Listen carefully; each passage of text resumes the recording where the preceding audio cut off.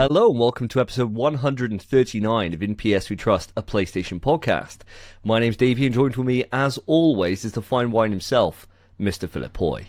What's happening, players? What's up, boy? And the young, charming little lad underneath us, Spencer Davis. How's it going, my mate? Underneath you, mate. Underneath. Yeah. Not on my screen, bruv. I'm on top of you, boys. Oh, Christ. Okay. Ooh. Oh, shit. Yeah. Start screaming. Oh. No, yeah, I'm good, boys. You alright? Yeah. You excited? Not bad. Yeah. Not bad. Yeah, doing all right. Doing all right. I had one of those heavy weekends this weekend, so I'm feeling a bit fragile. So I'm hoping that you guys are going to be able to perk me up enough to carry me through. But, audience, I tell you what, it's a goddamn juicer today. We got stacks to go through.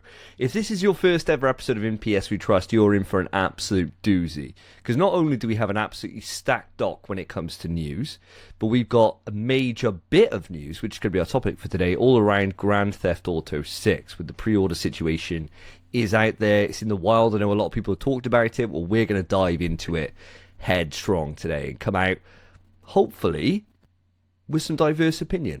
We'll have a little look. We'll have some discussions. I think we're probably all going to be. This is just another echo chamber. Probably. We're exactly what you've read on Twitter. Man. Yeah. Yeah, probably, yeah. Well, you got a long old road till then. So what's going to happen, audience, is we always kick the show off with a question, and today is one of those days. Now, guys, I was on my phone, and I was playing around looking for a kind of question. I was like, do you know what? I'm gonna ask AI, right, to come up with some questions for the podcast. We've never done that before. I'll use the power of the internet. So I was like, right, okay, let's see what I can get. So I asked it, I put in a scenario in there. So basically, run a podcast. We're quite blue, so don't worry about it. Go for anything, right? And it came back with a load of different questions that were all kind of a bit shit. And I was like, none of these are really working. So I went a bit more specific into it. I provided information that we're all in relationships, that we run a PlayStation podcast. And so with that, it came up with some other ones that were still shit. And I was like, give me some more, right? Finally, I got one. And I like this one a lot, right? Okay. So we'll see how this goes. If this is quick, I've got loads of these that we can reel off, right? Okay. But this one is called the Trophy Notification Climax. Okay? So, oh, God. This is the scenario, like boys. Every time you finish a session with your partner, so you're banging, a massive glowing digital PlayStation trophy notification pops up in the air right above the bed of both of you to see. It grades your performance in real time. If it was great, you get a rare gold masterclass trophy. If it was terrible, you get a bronze trophy titled Skip the Tutorial. If you finish too fast, it displays Speedrunner. Do you live with the public rating system, or do you go celibate? Spence, I'm going to start with you. Well, if that's the option, I'm not going bloody celibate. That's insane. I think the other option is, does it not happen, surely? But, oh God, do I want that to happen? Because I think I'm pretty good. But, you know, people lie. Of course, mate. You're lying right now. Oi. Tell you what, actually, yes. I'd 100% want it. Because then, as well, you know, if you get the bad one, you're like, all right, I need to improve. Yeah. I can't keep doing what I'm doing. I've got to learn. I got to get better. And what would be cool about it is that you can see the rarity as well. So if, like, Speedrunner is mega common, you know, you'd be like, oh, well, that's not too bad. You know, I'm not alone on this. You know, if you get one that's like, say, for example, when you got, like, Whiskey Dick or whatever, you might get a trophy that's, like, performance issues. And you're like, fuck. Like, oh, shit. You might get one where you're tiny and it's, like, barely scratched the surface. yeah. I wonder what the platinum for sex would be like. She'd What, die. having a kid? I guess. Nah. I guess But that's... then you've completed sex. Do you have sex after having a kid? I have.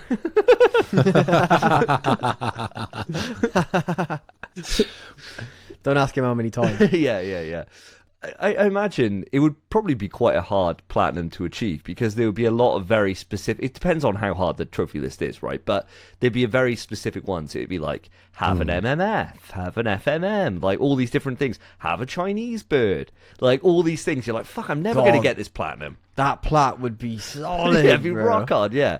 Yeah, it'd be like bang every single nationality would be like a trophy, like a proper gold one. People do that. banged around the world. We had a friend who tried to do that, didn't we, Davey? Yeah, collecting flags on it. Yeah. Didn't he have like a world map on his wall that he scratched off? Yeah, I think so. I think he just had Wales on there though. Just Wales scratched off. And in Wales, he fucked himself. Yeah. That's class. You have to just go to every country and jack off. Yeah, exactly. If you think about it, that's quite a good tactic, really, to have one of those on your wall. What, just if you are traveling around, because you'd be like, well, I haven't yet. If you bring a girl back, she'd be like, he hasn't touched anyone. And you're like, you should look at the other side, love. It's all gone. This is World Map 2. completed the first one. So, yeah, you're saying so you would go for it then, Spence. You'd have that trophy notification system. I'd go for it, but I wouldn't want what you've described, where it's you got to bang around the world. I'd want it to just be based on your skill level. Okay.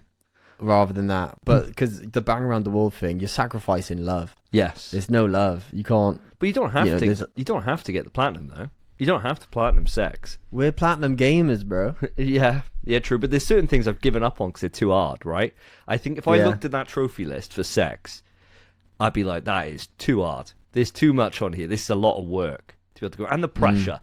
You'd be like, Christ, I only need like a Russian bird now to be able to tick off to get my platinum for sex. And that would be the hardest pull of your life because you'd be so desperate for it, you know? Every time you bump into one, you'd be like, Yeah, you'd be like, oh my God, I gotta get this. And There's definitely like a trophy for finger up your own arse as well. Oh, yeah, I wouldn't want that, man. Yeah, get pegged. Get pegged. They're really creative with the titles of these trophies, aren't they? Yeah. Because in PlayStation, they really put some effort, or some games do anyway, into the titles of these trophies. But you're just like, get pegged. That would be the description of the trophy. I don't know what you'd call it. Okay. You'd call it something, I don't know, like do a pirate or something, like for peg leg or, Hanging out the washing? I don't know. Yeah. Eggs? I don't. I don't move in these circles. Spence, Let me can you cook. help Hang on, us? let me cook. Surely I could cook with something foul. All right, we'll let you simmer on that one. Go on. Phil, what are you saying with this one then, pal? Well, Davey, in my day-to-day life, I'm quite an analytical guy, right? In my job. Oh, that was fast. Whoa. Which quick sphincter sufferer. I think you could put more effort. Yeah, that's the. Oh, come on, mate, because that's what the trophy kind of is. Because that's what you are. You are the sphincter sufferer, bro. I think we can get better. I might ask AI. I might ask AI in a minute. It's an AI question. But carry on. Sorry, carry on, Phil. So as I was saying, I'm quite an analytical guy. Quite like looking at stats and looking at analytics to sort of judge how my websites go. So a little bit of a peek behind the curtain for our listeners. I'm a web developer. Have been for most of my career, and I'm the analytics guy as well. I make most of my decisions based on data. So of course I would love to understand what's happened during those 3 minutes of sex that I have. You know, like I would love some feedback, because generally when you ask the girl, they go, oh, that was the best sex I've ever had, right? And that's usually what I get. They come back and they say, your dick was massive. That was the best experience of my life. But if you had a third party judging it, such as the trophy system coming in, you could actually get some meaningful data and sort of track your progress, couldn't you?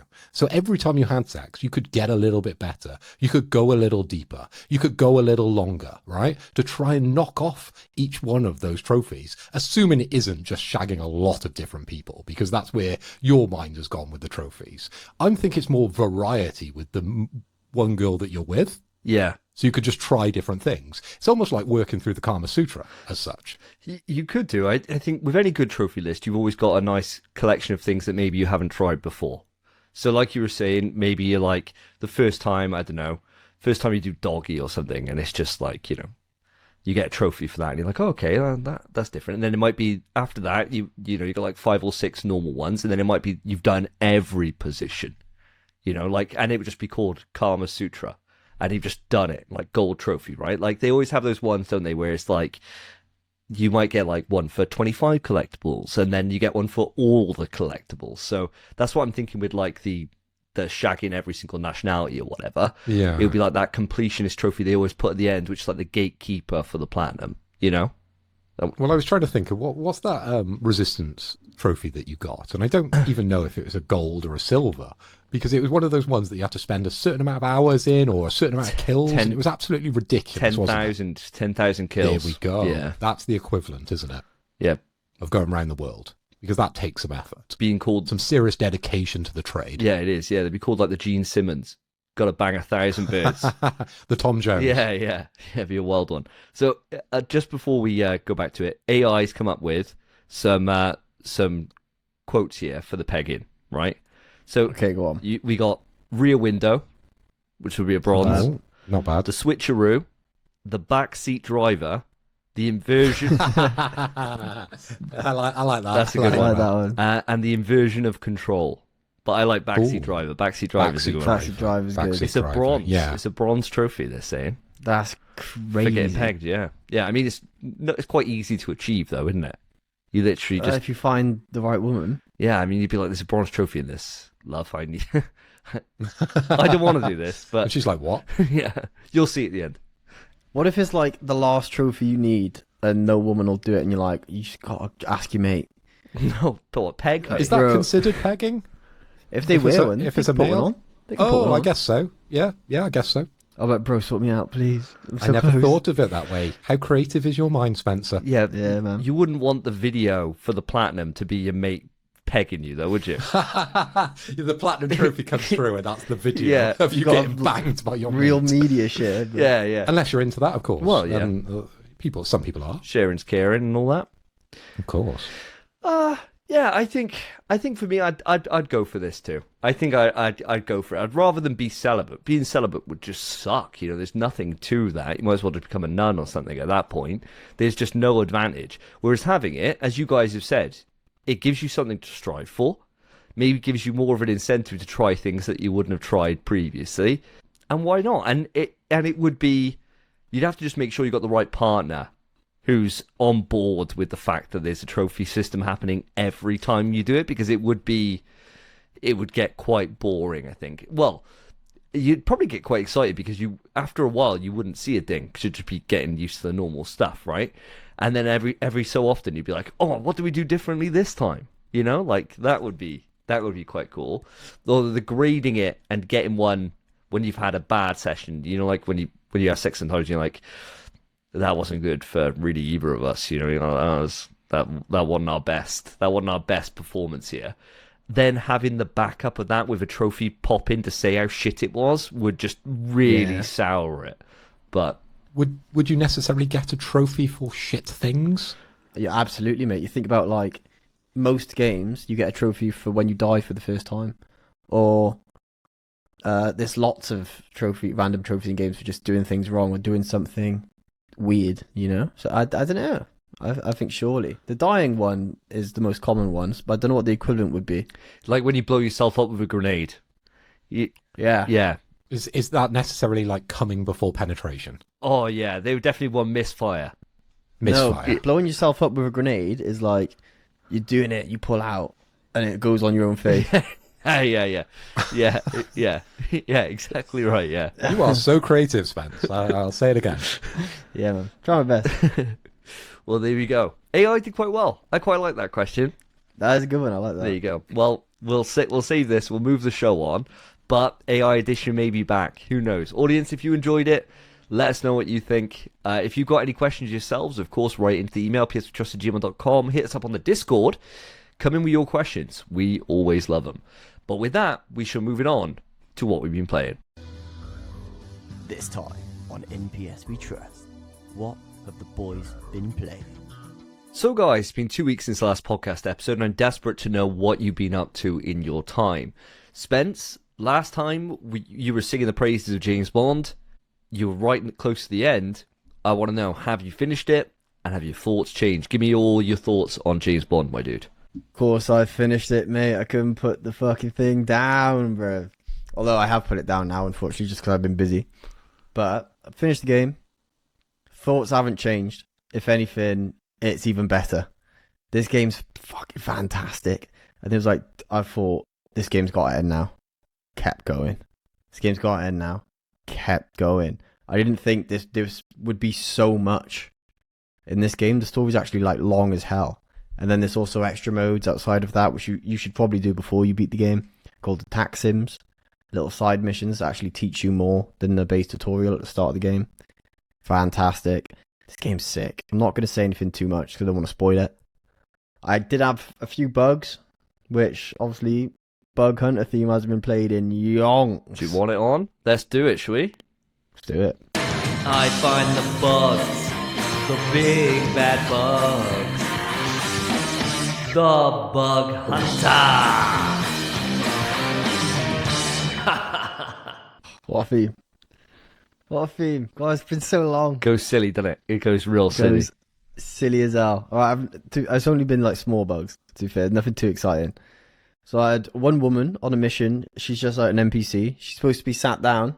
She was in the sit down animation, but just not on the chair. Just in the middle of the fucking floor. Oh, weird. Very weird. I had a bloke stuck inside kind of like I suppose like an island in a kitchen, but I don't think it was in a kitchen. But like that kind of thing. He was just stuck in it, running, and just didn't notice me, but killed him anyway. Why not? Some guy walking into a door constantly. That was good. And there was one where a guy, there was like for a taxi mission, I had one guy left to kill to complete the mission. And apparently he was there the whole time. He was not. He literally wasn't there. And then when I went really far away, I think it spawned him in. Oh, wow. And so that mission, which you get is a challenge to speedrun it, took me like 20 minutes, even after I'd killed everyone else in 3. Wow. Because I just could not find this guy and I was fuming. Do you know, I've had a couple of bugs. I've had like the standard kind of thing where it just crashes, and I've had that once. I've not had one crash. I've had one crash, and I had one thing with taxing, much like you. I had a guy who was in the air, just floating in the air, yeah. And I was like, what's he doing up there? And thank God it was, like licensed to kill, because I could just, shoot him. But I was like, where am I getting shot from? I was like, what the hell? And then I look up and he's just floating up there. And I was like, okay. but generally I've had a pretty stable experience throughout the entire thing, and really that's all I've had. But bugs are just... to be fair, these are like over the course of 25 hours. Yeah. And none of them are major. Yeah. So it's fine. But very excusable because the rest of the game is fucking perfect. Adore this game. Still standing by my 10 out of 10. I'd probably lift it up. I watched Man with the Golden Gun the other night because I'm in the mood for James Bond. So in the mood for it. I didn't finish it. I fell asleep because it was during like a drinking night. But I'm going to finish it and I might just start binging them because I'm so into James Bond right now thanks to First Light. Love it. Dude, I'm right there with you, man. I've been saying to Karen, and turns out Karen doesn't watch many movies before we got together, but she's seen like every James Bond apart from Daniel Craig's. Oh wow. She's seen all the rest, but hasn't seen the Daniel Craig one. So I'm like, oh well, let's watch the Daniel Craig ones. They're fucking great. So I think that's what we're going to be doing now, is just starting with those, because I've got like a spotty history with James Bond. I've seen the Sean Connery ones, the Pierce Brosnan ones, and Daniel Craig's, and then like a smattering across the rest for like Roger Moore and stuff, but not as many as I should have. So yeah, it's definitely got me in the mood. So I'm right there with you. I've completed the game now. I'm on my second run through to be able to get the collectibles and earn myself the platinum. So I'm about halfway through on my second run for it. I've loved it so fucking much. It's for me, it's the front runner at the moment for Game of the Year for what I've played so far. I really have enjoyed it. I've loved it. I wouldn't go for a 10 like you are. I think I'm going to go for a solid 9. But it's just... I got no real complaints with what it is at all. I don't think... It gave me some insanely high highs. Like when that theme kicks in, it is like the shit-eating grin on my face is just so wide. It's like a Cheshire cat. And not much really gives that, that kind of satisfaction where you're like, oh, let's go, Bond. Like it constantly does that to me. But I don't think there was like the emotional highs to really elevate it up to a 10 for what I'm looking for. But yeah, I thoroughly loved it. And I'm enjoying it more on my second run than I did on my first, because I'm able just to approach everything in a different way. I'm trying to make sure I don't do anything like I did it the first time to see how different it can go. And it's surprising me all the time that the sheer amounts of depth. And I think you experienced some of that, didn't you, Spence, when you were watching some of my gameplay? When you wanted to come in and see where I was in the game because you were further than me, and you watched some. Was that your kind of thought, seeing like how I did things differently to you? Mate, yeah, exactly. There was like things you did weren't even like I just didn't do it that way. I didn't know I could, and it's like I'm sure the way I did it, you're like, well, I didn't know you could do that and stuff if you saw. But it's the creativity in this game for a linear experience is insane. It is like Hitman, just kind of a dumbed down version of it with a fantastic story slapped on top, and it's James fucking Bond. What else do you want? You know? Yeah, It's definitely not as creative as Hitman is. Hitman, you could do so much more, but it's there. That kind of, what do you call it? Algorithm, whatever. It's there. yeah. You can do it. It's like So good. you can like feel the DNA of IO throughout Yeah, it, man. can't you? You know, it feels like their game, but as you said, it's more tailored to a James Bond experience rather than giving you the full license to kill all the time and etc. and so on, right? So yeah, but I'm right there with you, man. Fucking cracking game, absolutely phenomenal. Phil, I'll be looking forward to dropping this for your letterbox in the coming week because I reckon I'll be done with it by the time I get to this weekend. Great, yeah, can't wait, because I may be open to playing a new game. I'll fill you in on that in a little bit. But before we move on, guys, I wanted to ask you a quick question, because most of the sort of feedback I'm seeing around this game is overwhelmingly positive. And the only negative that I see cropping up from time to time is around the driving sequences. So I just wanted to see if you guys could sort of speak to those parts within the game, because they're sort of cited as the weakest part of the game. Players note that the sports car handling feels unnatural and the vehicles tend to overcorrect when in those sort of chase sequences. I just wondered, did you guys sort of vibe with those sequences, or did you see that as a bit of an issue for the game? Spence, you go for it first, pal. All right. Well, from my experience, I didn't see it as an issue.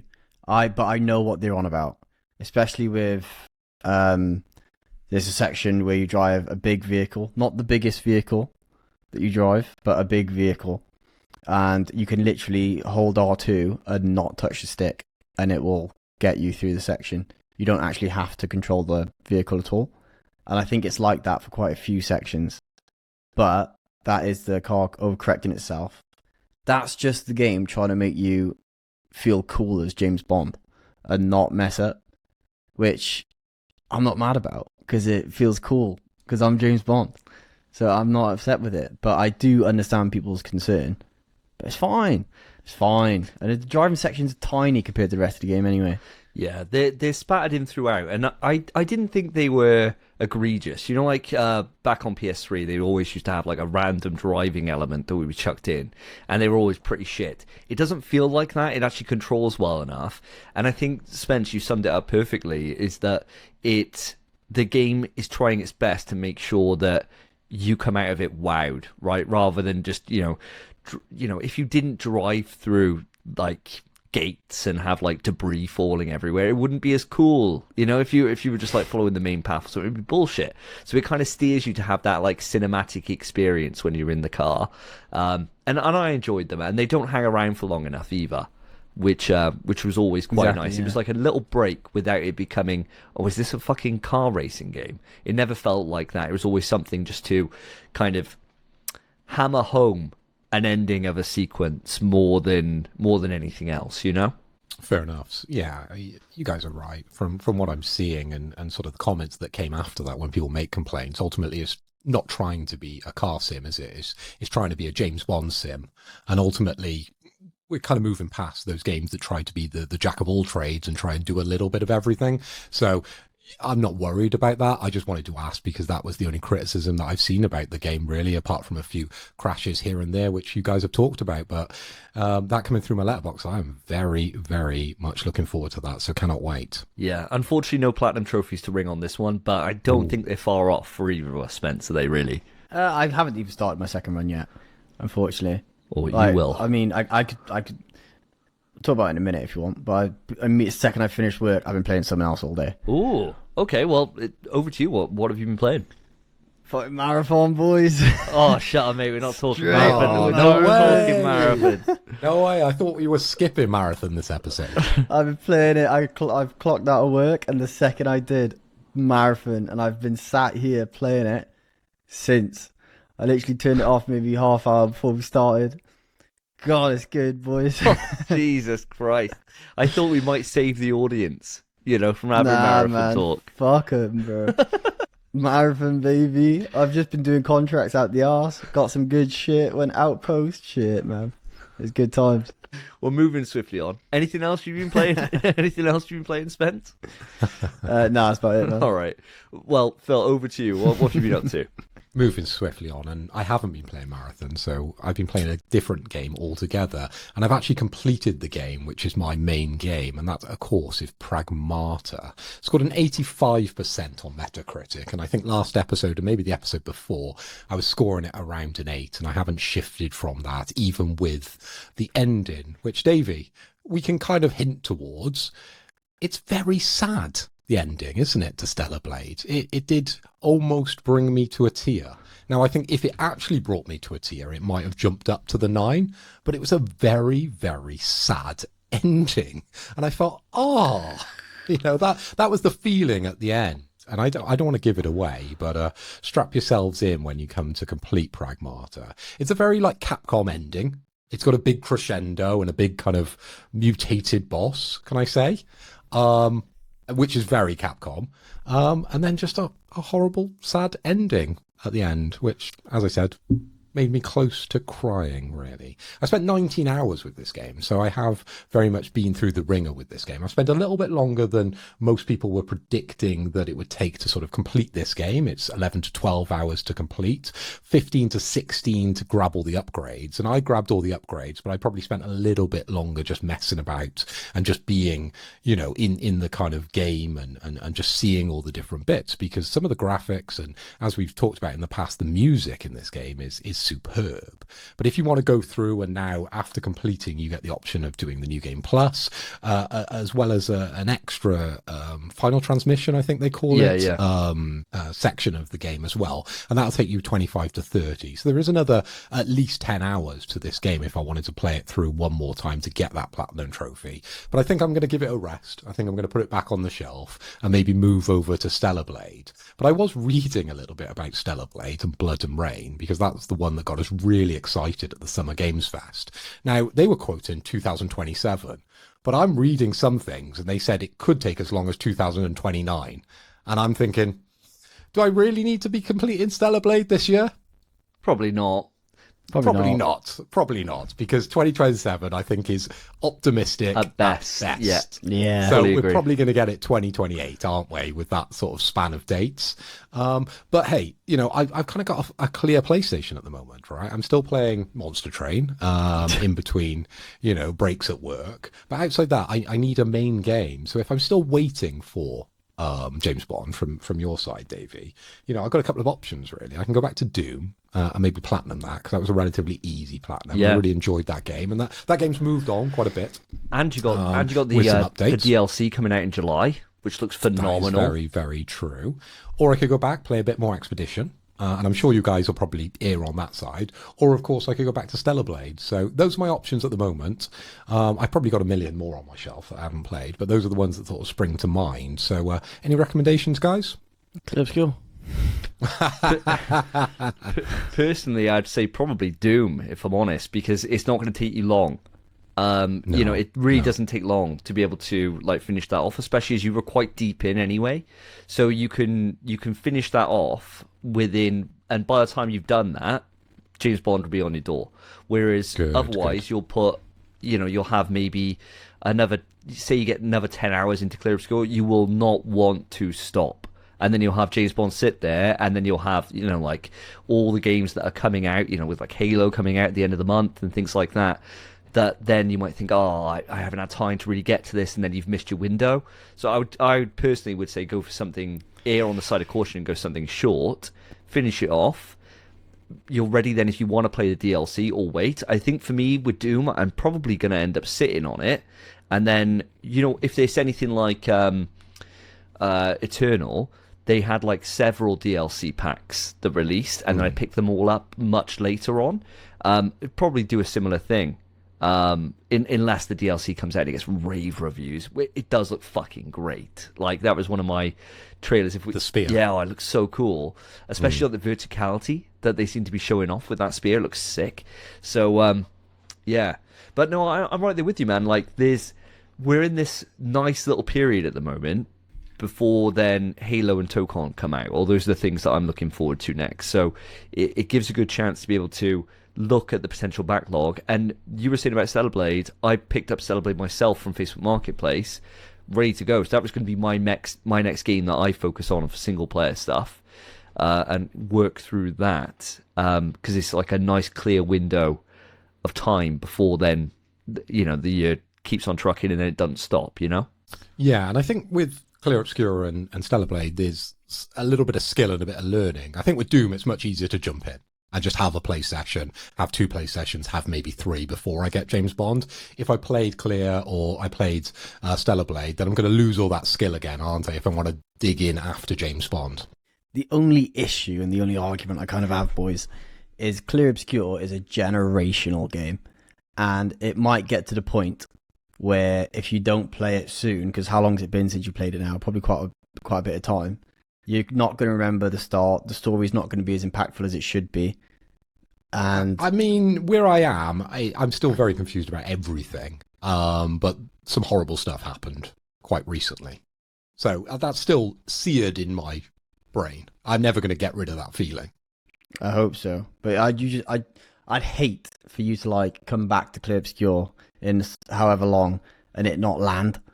And if the only like way I 6 could out of 10, imagine boys. that, 6 out of 10. Because you strike me as the guy as well. If it had been ages for me, I'd restart. But I reckon, would you restart or would you just crack on? No. I think if I was going to dive back in, I'd be picking Stellar Blade up from where I left off, the same as Clear Obscure, the same as Doom. I'm not restarting any of these games. I reckon you got to do Clear Obscure, man. It is generational, man. You got to do it before end of gen. 100%. Yeah, well, that's always been kind of the goal with both those games. Maybe Stellar Blade I can leave a little bit longer now because Blood Rain is going to take a hell of a long time. So those 2 games I definitely want done by the end of the year. But I just want something to fit in that time now before I get James Bond, because you guys have talked it up the wazoo. I've got to play this game. Yeah, you'll love it too. It sounds right up my alley. You'll love it. I know I'm going to love it. Yeah, you will. So good. You will. Well, whatever you decide, I'll look forward to hearing on it on the next episode. But I got some games to talk about, right? I got 2. So the first is it came onto the classics catalog on PlayStation Plus Premium, and it's called Guitaroo Man. And I was like, what the hell is this? This looks interesting. So it's a rhythm game, and it came out on the PS2 originally. And the way it works, it's not like any rhythm game I've ever played before, in that you have like a cursor in the center of the screen, right? And you've got to then move the left stick to match where the musical notes are coming from. So it's like a track that comes across. So it might go from like left and then bends round. And you've got to use that with your stick, as well as then pressing circle on the right times to hit the buttons. And for whatever reason, it is the fucking hardest game I think I've ever played in my life, right? Like, so fucking hard. And with all the classics, you've always got the ability to be able to rewind, right? And I tell you what, if I couldn't rewind, I don't think I'd get through some of these stages. It took me so long to get like to grips with it for the first stage. It took me so many attempts. And I really picked up thinking, oh, this platinum won't be that bad. This would be a nice one to play. It'd be fun, some music. What can go wrong? Looked at it at like a 1.8% platinum rate. I was like, okay, that's only just come out. That's not too bad. These people that are platinumed it are fucking gods. I'm telling you, like, absolute gods.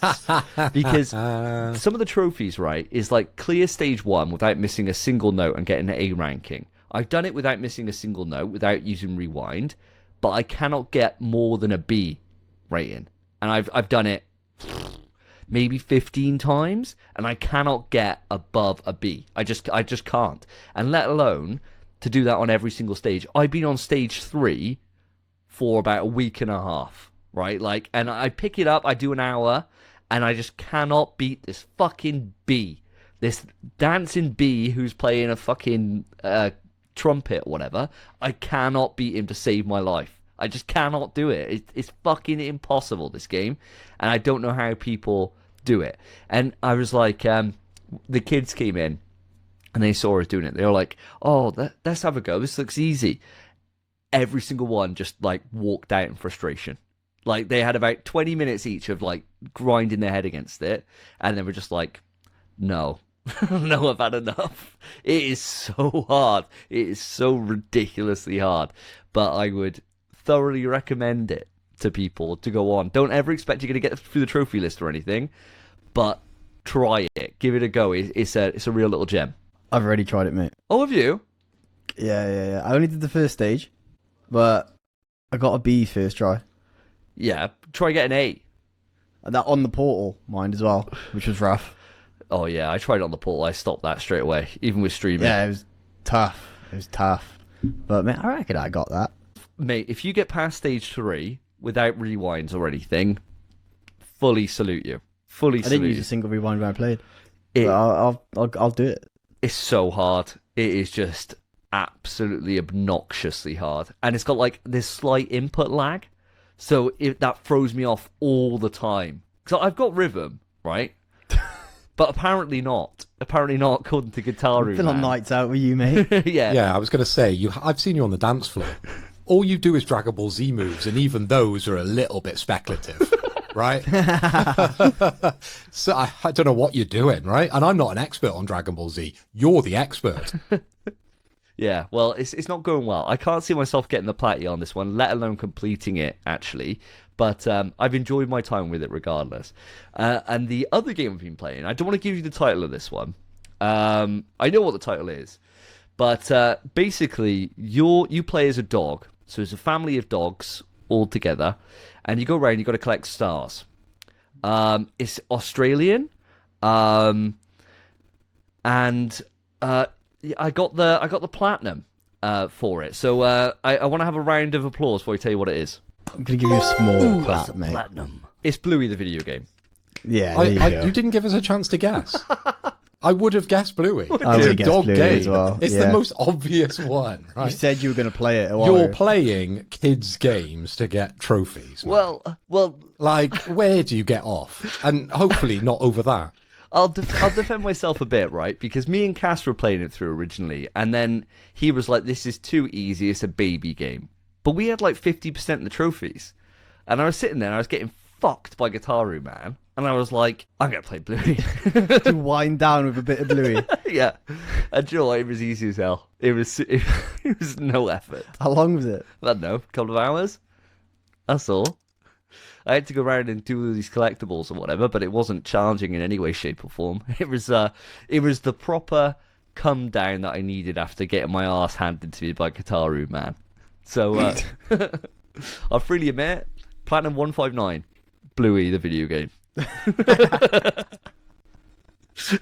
I really wish that when you were telling us that story about Guitaru Man, hopefully I'm pronouncing it correctly, that you could only get a B and then the kids had a go and they completed it. Oh, that'd be I would have amazing. loved that as the story. I really thought that was where you were leading with the story, because you were like, the kids came in and you were like, and I got my platinum trophy. Oh my god! I was saying that would have been brilliant. I was saying when they started on it, I was like, if they're good, they've got to do it for me. Like they have to run it. But no, they're all terrible as well. So I'm my only hope. Oh, actually, Spence might be my hope. If you're good at this, then come around and do it online. It won't take long. I'll make you a deal right now. Shake hands. If I'm capable of this, I'll try it. I'll put an effort in for this because I'm down. If I can get the platinum, I'll do that for you. You do my Saros. Yeah. Okay. Yeah. No worries. I'd love to. Yeah. Yeah. Because I do not want to boot that game up again. I just can't be asked. Oh, really? Yeah. I'll get you Saros platinum for you. Yeah. No problem at There all. you go. Make a little deal, boys. I'd love there you a go. Shake. I love a Guitaru Man platinum. Yeah, it'd be sick. I got you, bro. Now I'm looking at the listeners and looking at the viewers, right, directly in the eye. Is this allowed? Am I crazy, right? He's playing his PlayStation to get trophies. Like, is that fair? It doesn't seem fair. Doesn't seem fair, does it? Of course it does. We're both doing a platinum. We're both getting a platinum. You know? It's a little bit like if you know, I was back in school and I was running the 100 meters and I went, well, I'm just going to let Usain Bolt sub in for me because he's a much better runner than me. I'll be like, Usain, can you just, you do the 100 meters and I'll just take the little badge, about I tried my best, at school. That'd be lovely. Because that's exactly what's happening here. Yeah, it shouldn't be I'd allowed. argue it's more akin to like you're losing against someone online, so your big brother takes the pad. That's what I'd say it's more akin with. Still cheating. Yeah, Well. yeah. It's better than Bluey and Chicken on the Run. I don't know if it is. Effort in. I don't know if it is. Come round and complete my Bluey. Crazy. Yeah, we'll leave the audience up to the debate that one. If they're all saying it's not allowed, then we'll have to put a stop to do this it plan. anyway. Yeah, fuck 'em. I got Fuck it, baby. I got the guitar room and play.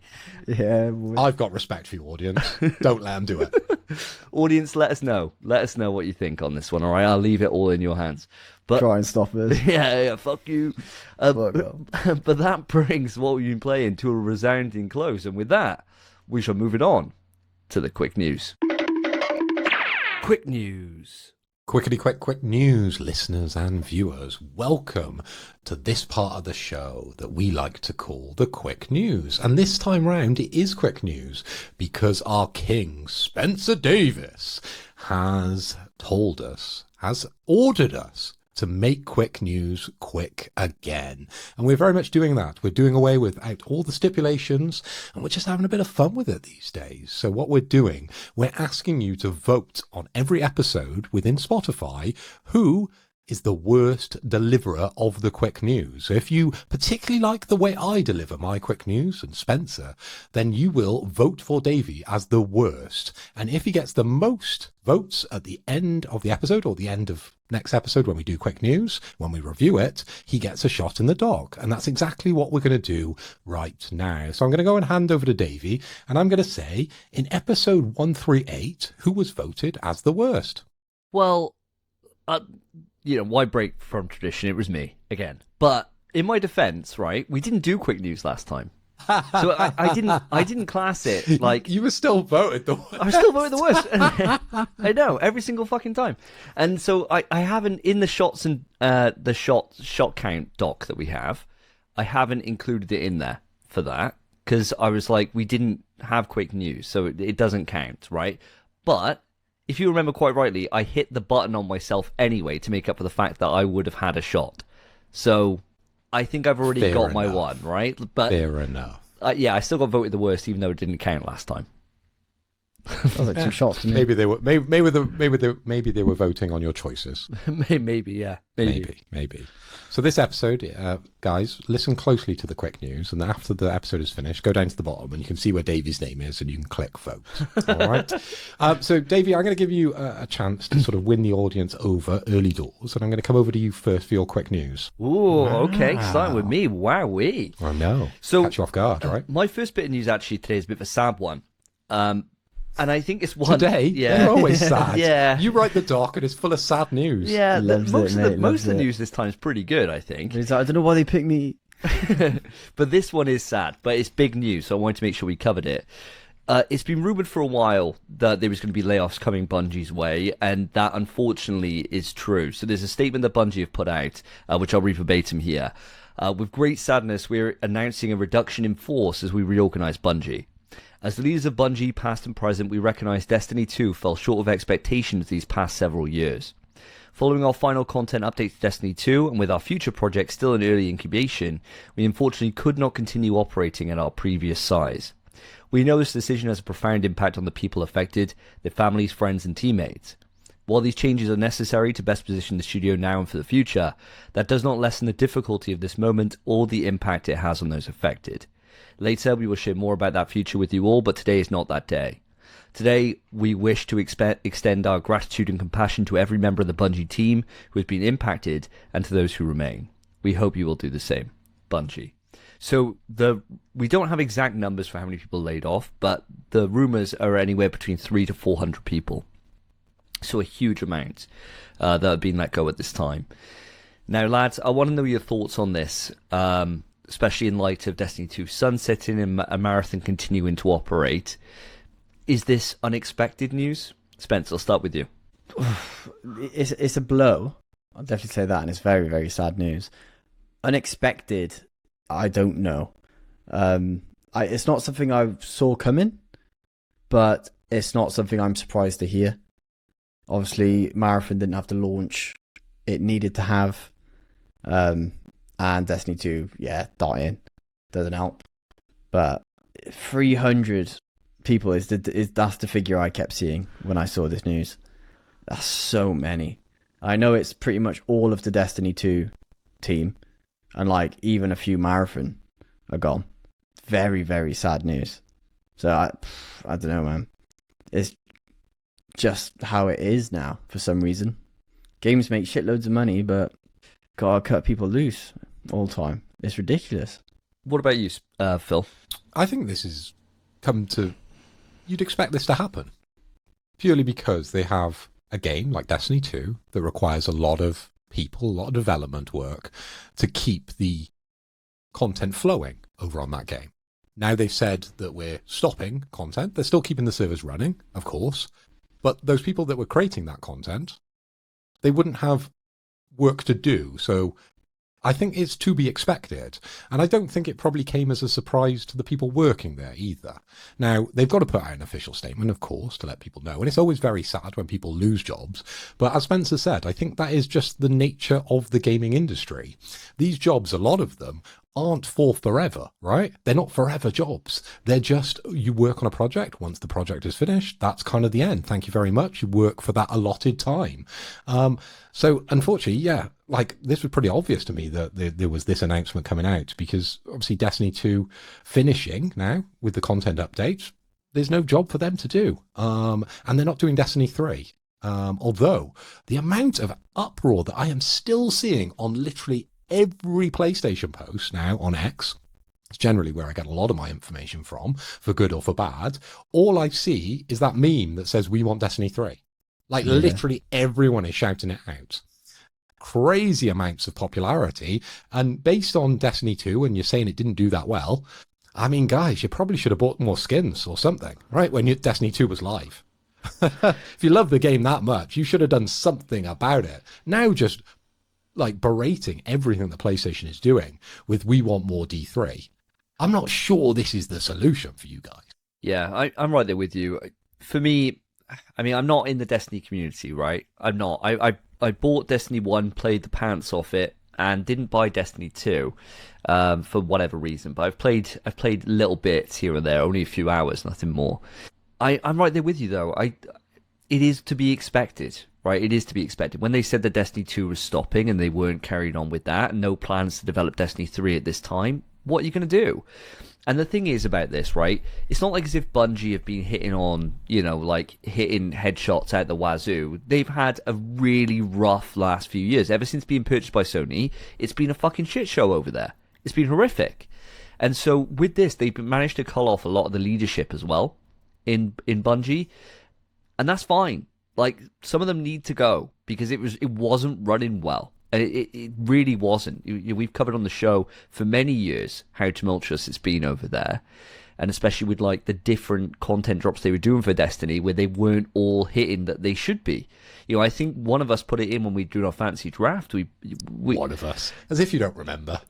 you had one. It was this man over here. You had 1 year where it was really good and 1 year it was bad, right? Like it wasn't always like a certified banger that it was going to be a great year, right?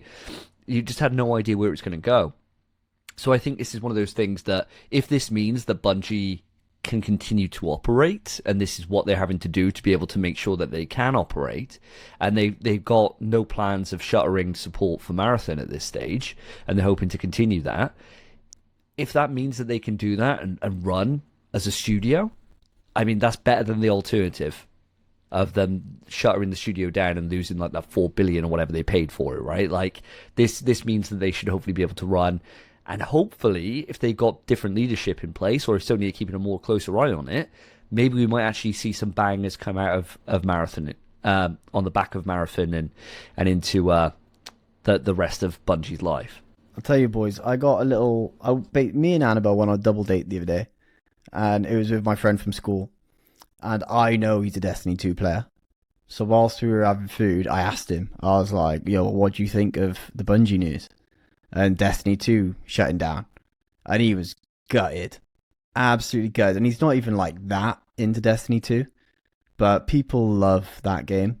I played it a little bit, but not that much. He loved it. He asked me then. I was like, "Bro, I'm a marathon player. Kill that game." But even still, I was joking. I did feel for him. Because imagine, like, now, if Marathon shut down, I'd be gutted. It's like Concord all over again, man. Granted, they've had a lot of years with Destiny 2, but still sad. I really don't think this hints at anything to do with Marathon, guys. I really don't. I think this is just the people that were maintaining the content for Destiny 2, they've gone. And that's all they're saying. We're not getting changes in management over at Bungie here. We're just getting the workers moving on to a new project. That's how I've read these tea leaves anyway. Now, if there is some more detail that I'm missing, I do apologise, and maybe you can bring that up in a sec. But the way I'm reading these tea leaves, those are the guys that did the content for Destiny 2. They've moved on. Maybe one or two other people, but nothing major is going to change here. Content for content for Marathon is going to continue. As much as I would love content for Concord to continue, which we know it's not. Yeah, one day Concord 2, baby. Well, Jason Schreier has come out to say that the studio head for Bungie has stepped down. Justin Truman, he's gone. So there is going to be some changes in management here on the back of that. So that's a good thing, as far as I'm concerned, because it was a fucking mess over there. So we'll wait and see. Time will tell, right? We'll see what they come out with. But it is just what it is. I do feel for them. I feel for every single person. But as Phil said, what do you expect? You know? Hopefully they manage to land on their feet and find better and bigger and better things. But with the sad news out of the way, let's move it back round. Spence, let's come over to you. Sure. All right, mate. So, as always, lads, listeners, it's quick news. And I am bringing you, this time, the PlayStation Plus game catalogue for the month of June. There might even be a game or two in here that you recognise from what we've been playing. So the games we have are as follows. We have Final Fantasy 16 for the PS5. We have Sonic X Shadow Generations, PS5, PS4. We have Kingdom Come Deliverance, PS5, PS4. We have Life is Strange Double Exposure, PS5. We have Farming Simulator, PS5. We have Blades of Fire, PS5. We have Black Desert, PS5. And then on the PS Plus side of life, you get fucking Guitaru, man. There you go. So, as always, boys, I'm going to come across. We already know what Davey's picking because he's already played it. Phil, what are you interested in this month? Any of these standing out to you? Sure, thanks, man. So I've done my research, as I always do with these games. I'm just going to run down and just give you the metascore for each one, so our audience then can make more informed choices on the games they're played, okay? So Final Fantasy 16, that came in at 87% Metacritic. Some of these scores are absolutely massive, okay? So Sonic X Shadow Generations, that scored 80% over on Metacritic. The big dick in the room, Kingdom Come Deliverance, scored 89% on Metacritic. Life is Strange Double Exposure, as great as Davey said it was, it only scored a 73% on Metacritic. Farming Simulator 25, again 75 on Metacritic. Blades of Fire 71, so we're down in the doldrums here, and that's an action game for those who don't know. And then of course you've got Black Desert, which is the open world MMO RPG, and that is 75% on Metacritic, so probably give those ones a miss. But I think Kingdom Come Deliverance is very much the big dick in the room, and one I would probably play if I had the time, or just play some Guitaru Man and see if I can get the A rating. That'd have got an 82% on Metacritic, so quite a highly rated game as well. Mate, some good ones in here. There really, really is. Guitaru Man, as we said, the GOAT. But the main draw here, for me, and I've already played it, is Final Fantasy 16. I know you guys aren't going to give a shit, right? I know. I've been on about it for ages. It is a Jenny game for me. It's in the conversation top 5, I think. Yeah, the more time that goes on, the more favorably I look at it as well. I think for anyone out there, get past the intro. The intro is pretty shit. But as soon as you get past that, you are off to the races. It's like watching a shonen. It's so fucking good. Hypest How long was moments that ever. intro? 2 hours? That's Not that bad when you're playing a 70-hour game, yeah. And it's fantastic. As long as you ignore all the side content, Mainline it, you'll have a fantastic time. Like, it's so good. That story is so good. Best boss fights this generation, or up there anyway. Up there, definitely in terms of spectacle, they're the best. And that's saying something, because God of War Ragnarok's got some incredible standout set pieces. But Jesus Christ, you ain't seen nothing till you've watched a 30-minute fight of Bahamut. Oh, so good. For anyone who's played it, you know exactly what I'm talking about. It's so sick. Kingdom Come, I don't know why I don't want to start it. I just don't want to go anywhere near it. I think it's too much, right? And it's set in like the medieval times in like Germany or whatever it is. I think it actually says on there in Bohemia, right? And yeah, it's like a German kind of thing. And you start off as like a squire and work your way up to being like a knight or whatever you are, right? But I appreciate it for what it is. I do not have the time to be able to sit down and invest myself into it. As much as I've heard it's fantastic, right? Like, it's just too much for me. But I will set the record straight. Double Exposure is a pile of wank. I've come out on this so often and said how shit it is, right? So don't listen to film, think that, oh, Davey should know. No, Double Exposure was fucking awful, right? It was really, really bad. So just avoid that one like the fucking plague, audience, all right? It is dog shit. It's the worst one out of all the Life is Strange by a country fucking mile. It's so bad. I thought you loved it. You talked for like 20, 25 minutes on one show about this game. You absolutely loved it at the time. No, I didn't. It's the sequel to this, which came out earlier this year or late last year. I can't remember when it came out now. I think it was earlier this year. That one I enjoyed. This one is bad. It is so bad. And going back through it for the second time for the platinum, which I did recently before going into the second, was better than the first time, but it's still not bad. Not good. Not good at all. Bluey's much better. Fair enough, mate. That's crazy. I swear you love that game. But we'll move on. It's fine. For me, boys, obviously Guitar Man. The GOAT. GOAT of games. Generational game, I heard as well. Best game on the PS2, some said. I think it's mostly Japan saying that, but I subtitles on. I heard that. Yeah. Read it. Yeah. But other than that, honestly, the only game that's tickling my fancy even a little bit, and it's annoying me to say it, is Final Fantasy 16. And it's just because it's been a while since Clear Obscure, and I'd quite like a big experience like that again. Oh, I would fucking love if you played it through. Like, it would make me so happy, especially after you get past the intro, right? Because I know you'll complain about the intro, you'll bitch about it. Ring. Sleeping bag, please. Oh my god, Yeah, it'll be mate. so hype, man. You'll love it, dude. Like, you will love it. Casey, you listen to the show. You're always on the Discord.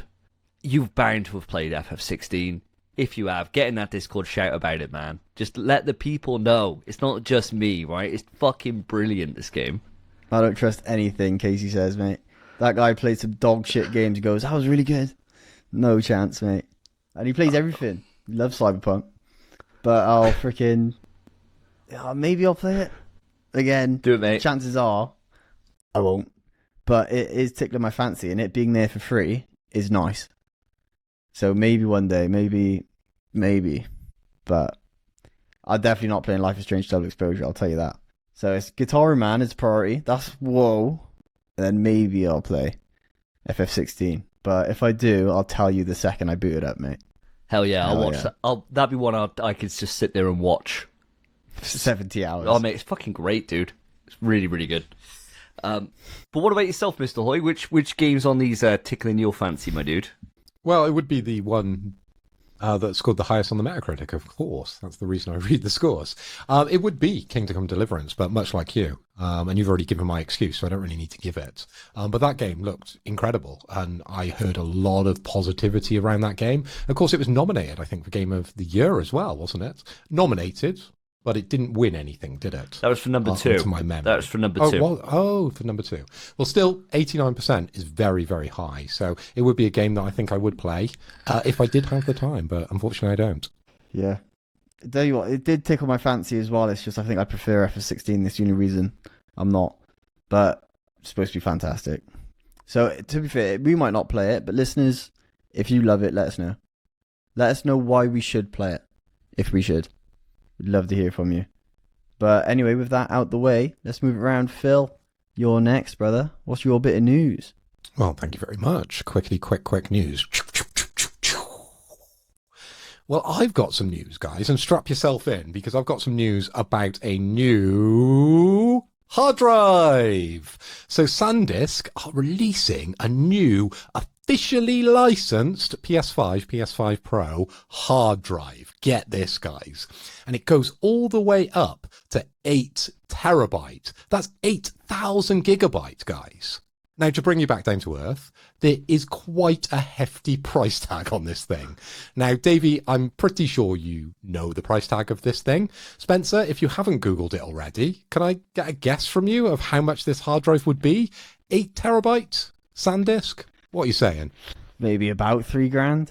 Okay, you've dramatically overestimated and belittled what I was going to say, because it costs over £2,000 for this hard drive, which is absolutely ridiculous. But it got me thinking, guys, because I've got quite a few of these hard drives knocking about, and I found out I'm sitting on an absolute gold mine for the future, because in my PS5 Pro, I've got a 2 terabyte NVMe drive. I've got a 1 terabyte NVMe drive in my PS5, and in my PC, I've got a 4 terabyte Samsung 990 Pro, which I looked up on the internet, right? I looked on Amazon and was like, how much did I pay for it? 238 quid, right? And that feels quite a lot at the time for a hard drive.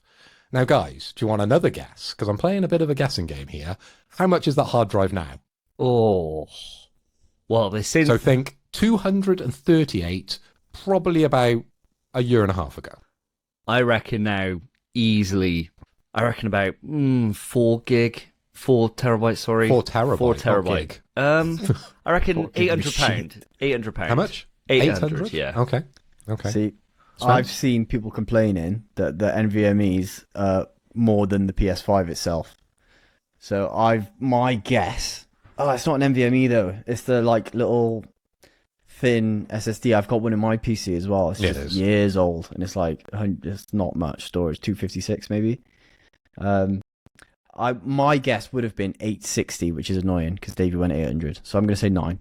Okay, well, Spencer, you get the shot, because again, you've both overestimated. As much as I said I was like sitting on a gold mine for the future if it keeps climbing at the same rate, because we're up to £579 on Amazon from 238.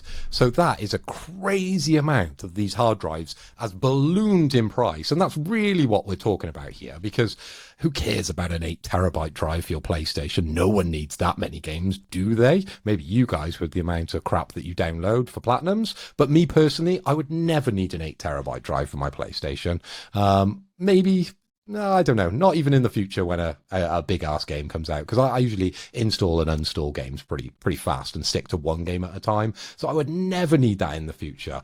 But the price of these have just absolutely skyrocketed. Now, guys, I want to throw it over to you and just sort of ask, what do you kind of feel about the state of hardware these days? Because it's dramatically changing on a day-to-day basis. Now, Spence, are you going to start investing in NVMe drives or RAM?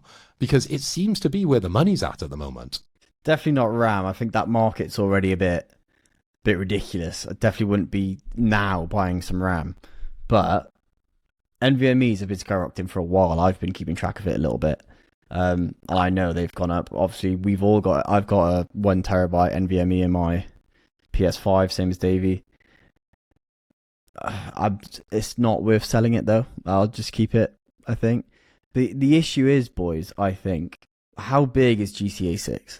Well, it will feature into our conversation to close the show later, but they're saying, there's rumors going around at the moment, there's something like 600 gig, something like that.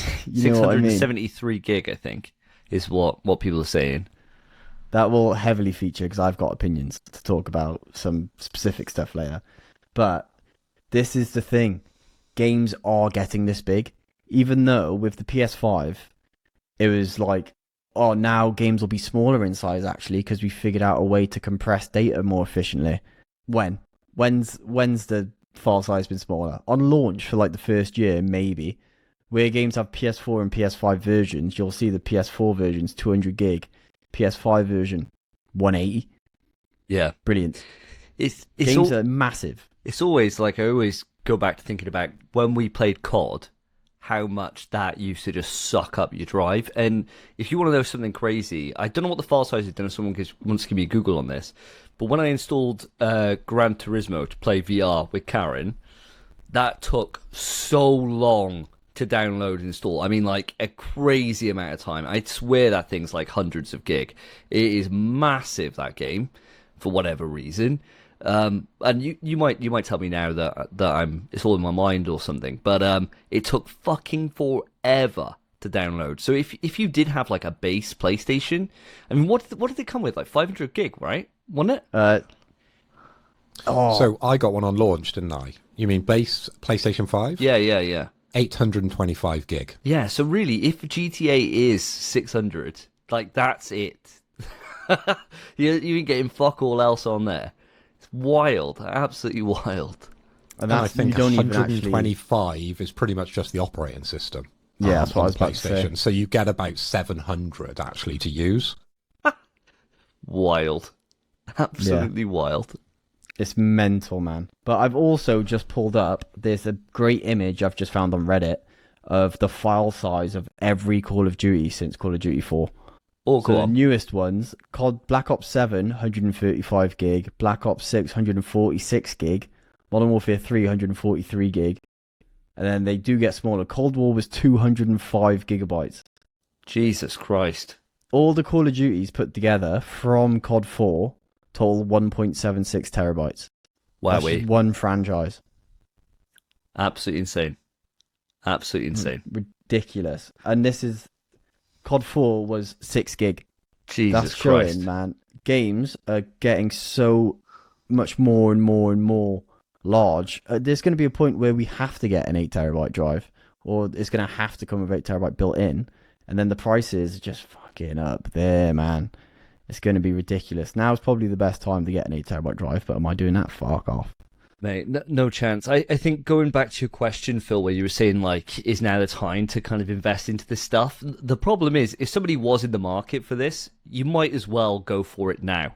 Because all they're saying at the moment is that, like, for the price of RAM and the price of memory, that they're only going up and they can't seem to be able to sort supply. I think it was one of the manufacturers were being interviewed earlier this week, and they were saying they can't see it being sorted by 2028. So it's like, you're still just fucked. So it's only going to ever like continue to rise because the demand is so high. So if you were in the market for this, as crazy as that price tag is, now's probably the cheapest it's going to be for a while. So it's mental to think of. Like, I would never put that kind of money down for this kind of memory. And much like you said, Phil, I'm on the same line as you. Like, I just delete stuff. As soon as I'm done with it, it's off the drive, right? I find that quite cathartic to be able to do that deletion. I really quite enjoy it. And we got decent internet, so it's not that bad being able to download these things, right? If you ever want to play them in the future. But for those that are there and they do have, everything digital, and they're playing a lot of games that are massive, and they're playing, MMORPGs, and they're playing fucking COD and GTA now and all this shit. If that was something you were thinking of doing, unfortunately, now's probably the best time to get it, which is so fucking sad to say, because it's going to come into all our conversations later on as we discuss pricing for consoles and everything else in the very near future. I was going to say that's some foreshadowing for your next topic of news, which I think we're going to move on to next. Yes, yeah. Here we go. Let's hear it. So, this doesn't really impact us too much on this podcast because obviously we are a PlayStation podcast. But I know that there's one member of the podcast trio who is definitely in the market for this, and that is the Steam Machine. So the Steam Machine pricing is finally being revealed. Strap yourselves in, listeners. If you don't understand how much this is going to be, well, here we go. So the pricing is 500 for a 512 gigabyte model without a controller, $1,049. With the controller, it's $1,128. For a 2 terabyte without a controller, $1,349. And then if you go full hog, 2 terabytes, and a controller, $1,428. Fucking hell. Absolutely insane. I've never seen something with so much buzz and hype die as quickly as the reactions to everyone seeing this pricing and just thinking, whoa, pump the fucking brakes. I don't need a micro PC that bad. It's wild, this pricing. But what did you guys think about this when you saw the news? Phil, I'm going to start with you, because you were definitely the one. You've just had your controller come through, so you're already halfway there. I know that it's something you were quite excited about before when it was first kind of revealed. Has this made you rethink?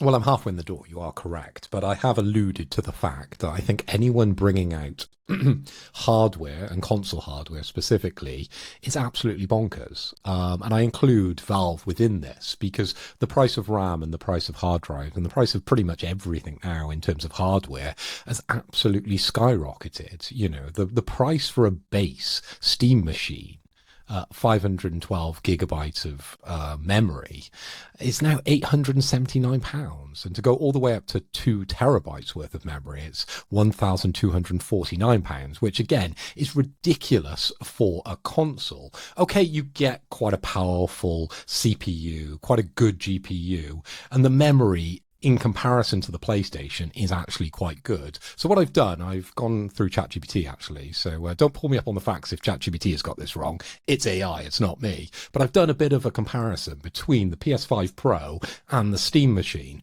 Would you like me to run through? Sure. Yeah. Okay. Yeah.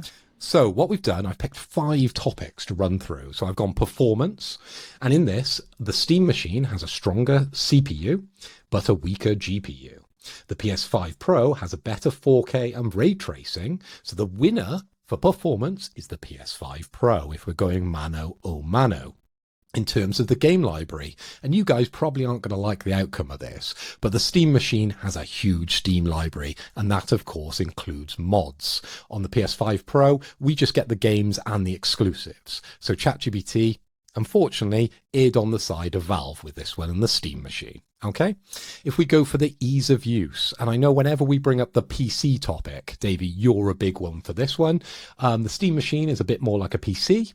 Occasionally operational issues, and that might include yourself, because you're not a PC guy. As much as I hear that you are in work these days, you're much more of a console guy when you're gaming at home. I think the PS5 Pro, it has simple control experiences, so ChatGPT has erred on the side of the PS5 Pro in this one. In terms of flexibility, the Steam machine has desktop apps, it has upgrades, and the big one for me, it's free to play online. The PS5 Pro limited because of the PlayStation features. So the winner here is, of course, the Steam machine, and I totally agree with that one. In terms of price, guys, and this is what everyone's talking about because they're bringing it out in 2026, the Steam machine is more expensive, the PS5 is cheaper and includes a controller, so the PS5 wins. So overall, if we're rating it on those 5 factors, performance, game library, ease of use, flexibility, price and value, the PS5 Pro is where it's at. And of course we're going to say that because we're biased as fuck, because we're on a PlayStation podcast. But I think ultimately, ChatGPT is quite right here. What do you guys think? Well, I've been following this quite closely on Digital Foundry, because they've been breaking down to look at the performance and seeing actually how it stacks up, and it's very much the Steam machine's in line with a base PlayStation 5 in terms of what it's able to output. Right, it's right on there with it. Some games it does worse than a PS5, some games it does better, but there's no question about it. Whenever it goes toe to toe with PS5 Pro, it gets fucked. Like, it's not at the same level. It just really isn't. So then, the real question then is when you're just comparing if you're just looking to play games, right? For the price of a Steam machine, you could have a PS5 Pro, probably with the fucking stand as well, and a Portal, and all for cheaper. All for cheaper. That's class. Get a TV as well. Mate, and you'll hate what I'm going to say. If you just want to play games, I would just buy an Xbox. Well, it's not the now. cheapest way into the market. Okay, we've got some foreshadowing. Not but now. if you had bought it recently, Yeah. It's the cheapest way into the market. Just get Game Pass. It's the cheapest way in, if that's what you're rating it on. Yeah, Yeah, but yeah, so Xbox have come out as well on the back of this. They have a conference which goes really, really well. And you know what they like? Every time they get a slight bit of momentum, they just like to fucking shotgun themselves in the face, and they've done it again because they had a great conference. They said about this reset that they're doing, which then everyone's like, "Oh shit!" Like all these studios are going to get laid off, and the coalition being talked about, and all these different studios going to get laid off. That was bad news, but still kind of unknown and hopeful for the future. And then they've just announced they're raising the price by an extra $100, and it's like, oh Jesus! So it is not looking good. And what you were saying, Phil, is Sony have come out recently, just this week, and talked about how the pricing, they're trying to keep it as static as they can for as long as they can, but it's only so long that they're able to do that. So prices are going to be rising. So if you are one of those people that are on the market for a console or a console-like experience, go for it now. Like, go for it now before it goes up. Like, I know Cass wants Switch 2 for Christmas. I'm going to pony up the money and just get it now, because it's one of those things of it's only going to go up before the end of year. I can pretty much guarantee it. So if you are looking for something, go now. But yeah, sorry to take us off on that part. We'll go over to yourself, Spence, for your thoughts on the Steam machine and all that. Sure, mate. Sure. So for the Steam machine, I won't go off topic or anything. I'll just stick to the Steam machine. I think it's just egregious, man. It's Valve spitting in your face and rubbing it in with their smelly foot. I can't believe it. I saw a video, I think it was Linus Tech Tips, but it might have been someone else, where they built a PC, a mini PC with the exact same specs for about 700 quid, just because they could. It's the form factor, though, isn't it, for the Steam machine that makes it so impressive, right? From what I'm hearing, it's like it was like a mini PC GameCube, they right? built. They made it. Oh, it small. was it? Yeah, it was small. I've seen this as well. People are building replica size PCs, and it's possible. Like, it's always been possible to build small PCs. That's always been a thing people have been interested in doing, and it is definitely a better option if you want a side by side. But of course, you're not getting the Valve quality. And I talked about this a lot with the handsets. There is a certain aura around having something that is from Valve, and I haven't seen the Steam machine in person, but I'd expect that build quality runs through the machine and the handset. Yeah, but if I go over to my mate's and he's got a Steam machine, I'm laughing, mate. You know, it's not as much as that quality's nice. My mini PC, I'm sure the parts I'll buy will be plenty quality. They're not going to be shit parts, especially if it's on par with the Steam machine. It's going to be good stuff. I think it's just a bad financial decision, flat out. Whereas with the PS5, sure, the prices are going up. It is a PS5, though. You can't make a PS5, really. And you can't make a PC similar to a PS5 without spending about as much as a PS5. Whereas with the Steam machine, you can make something exactly the same. It might not look like the Steam machine, sure, but exact same level of quality or power, half the price. I think it's crazy. And the fact you can buy it without a controller, I think is insane. That controller should absolutely be chucked in for free no matter what, especially at a price range like that. I understand the pad's probably expensive, but come on. If you're spending $1,000, 2 terabyte version, $1,349, you add extras for the pad though. Fucking hell. It's like, to be fair, the PS5 Pro should come with the stand as well. But yeah. And the disc drive. I was going to say, and the fucking disc drive. That's absolutely ridiculous, right? But what you got to think about, all companies are doing this now. So when you buy a new iPhone, or probably the competitor, you don't get a charger, you don't get a plug for it. So it is a trend you are seeing, that all the extras kind of get cut out because they want to put the money into the actual hardware. But I think now, if I bought a new PS5, I wouldn't want a handset included because I have the better DualSense Edge. It would just be another DualSense that I'd have lying around the house. I mean, I've got to play devil's advocate a little bit, right? It's nice to have trying to give you some sort of conversation. They're prone to failure, man. Like, so many complaints of stick drifts, of buttons breaking. I've had a pad die. I know Davey's had a pad die. I mean, I wouldn't say no to an extra pad. I bought one the other day. Yeah, it's nice to have pads. I've got like 4 pads and 1 broken pad. I'll take more. I'd say, hell yeah, I'd have another pad. I'd like to be able to choose which pad, though, rather than just a base white one. That'd be cool. You've got to choose to just have one for this. The thing we got to be worried about now, lads, is that the very real reality of, we were saying about like Helix for Xbox coming out, and that would be like the first kind of sign of what we're in store for when it comes to the PS6 when it comes to pricing, right? This is the first kind of warning sign, isn't it? You know, like, and granted, there's a difference because Valve have come out and said they're not interested in subsidizing the console. So they're not interested in taking a loss on it to be able to make money on the back end, like PlayStation are. So PlayStation will try and keep the price lower because they know that if they can sell more of them, they get more of those 30% kind of cuts. Whereas for Valve, they're not thinking this is going to be something that's going to like revolutionize their store. You know, they know that people are buying this because they've already got Steam libraries generally, right? So they're not in it for that kind of reason. But I still think, and the rumors are going around all the time at the moment about PS6 being a 2027 release, and that they're kind of stuck in that now because they've already like developed the console, right? So it's like, it's too far gone to be able to hold back any further. If it is next year, and it is 2027, which I'm still very skeptical about, I still think it's 2028. But if it is, I'm expecting we're paying over $1,000 now at this point, which is just fucking scary to think of. Yeah, but for a PS6 though, I'd pay it. You know, I like, the issue is, right, this is my comparison. You got to think about this. Sony's target audience. Well, actually, let me start with Valve. The entire target audience for this Steam machine is people who already have PCs. No one who isn't a PC gamer is going to pick up this Steam machine.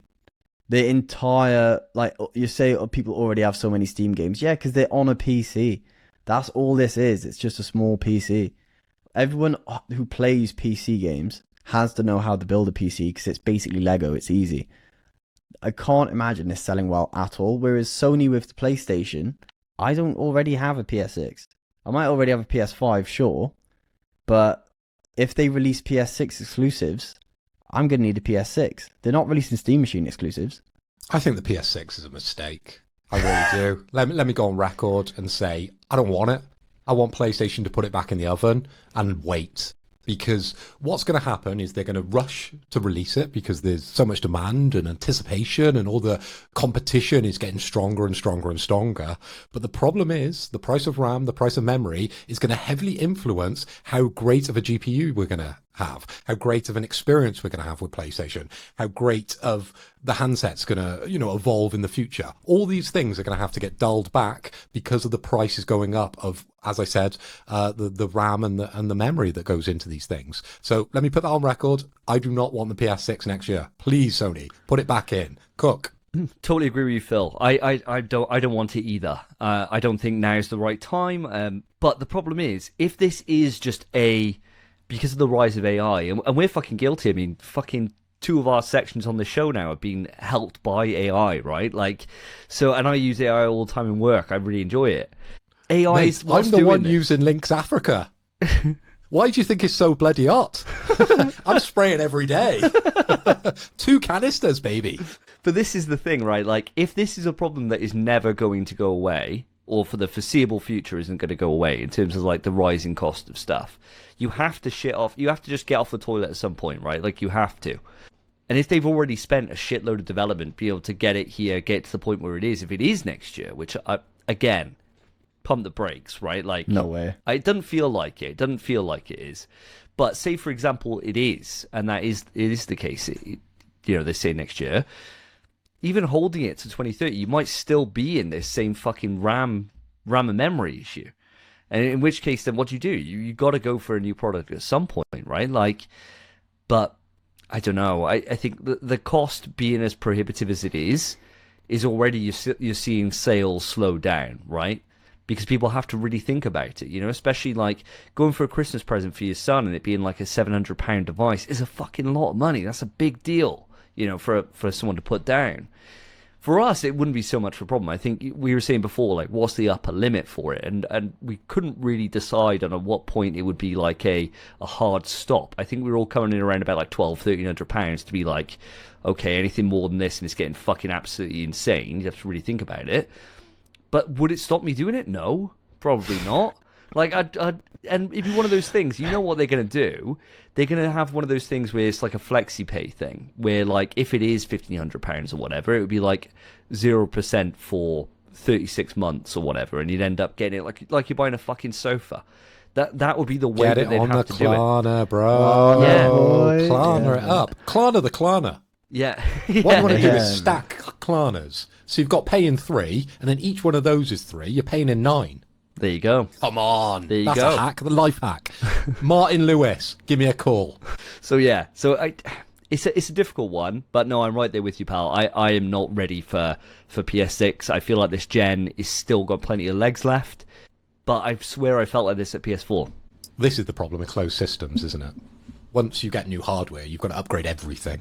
So unfortunately, because, PlayStation are a little bit like Apple, whenever they bring out a new product, you've got to buy the new product. Not like having a PC. PC Master Race. So I'll let that simmer for a second. So Spence, what do you think about PS6 next year? Are you thinking of, do you want it or no? I just can't. There's not a single bit in me that believes it could happen. There's no way it's next year. Not with all the difficulties. Like, people couldn't get hold of a PS5 until 3 years in. Impossible. There's no way. I mean, the PS5's been about for a while now. I know that. It has actually been ages. Like, I forget. I think we're, like, in the middle of the gen. We're really not. But there's no reason for a PS6 yet. I just can't see a reason for them to even do it. But then I know what you mean with the PS4. It felt like there wasn't a reason. Yeah. But games were capped at 30 on the PS4. They're 60 to 120 on the PS5. Yeah.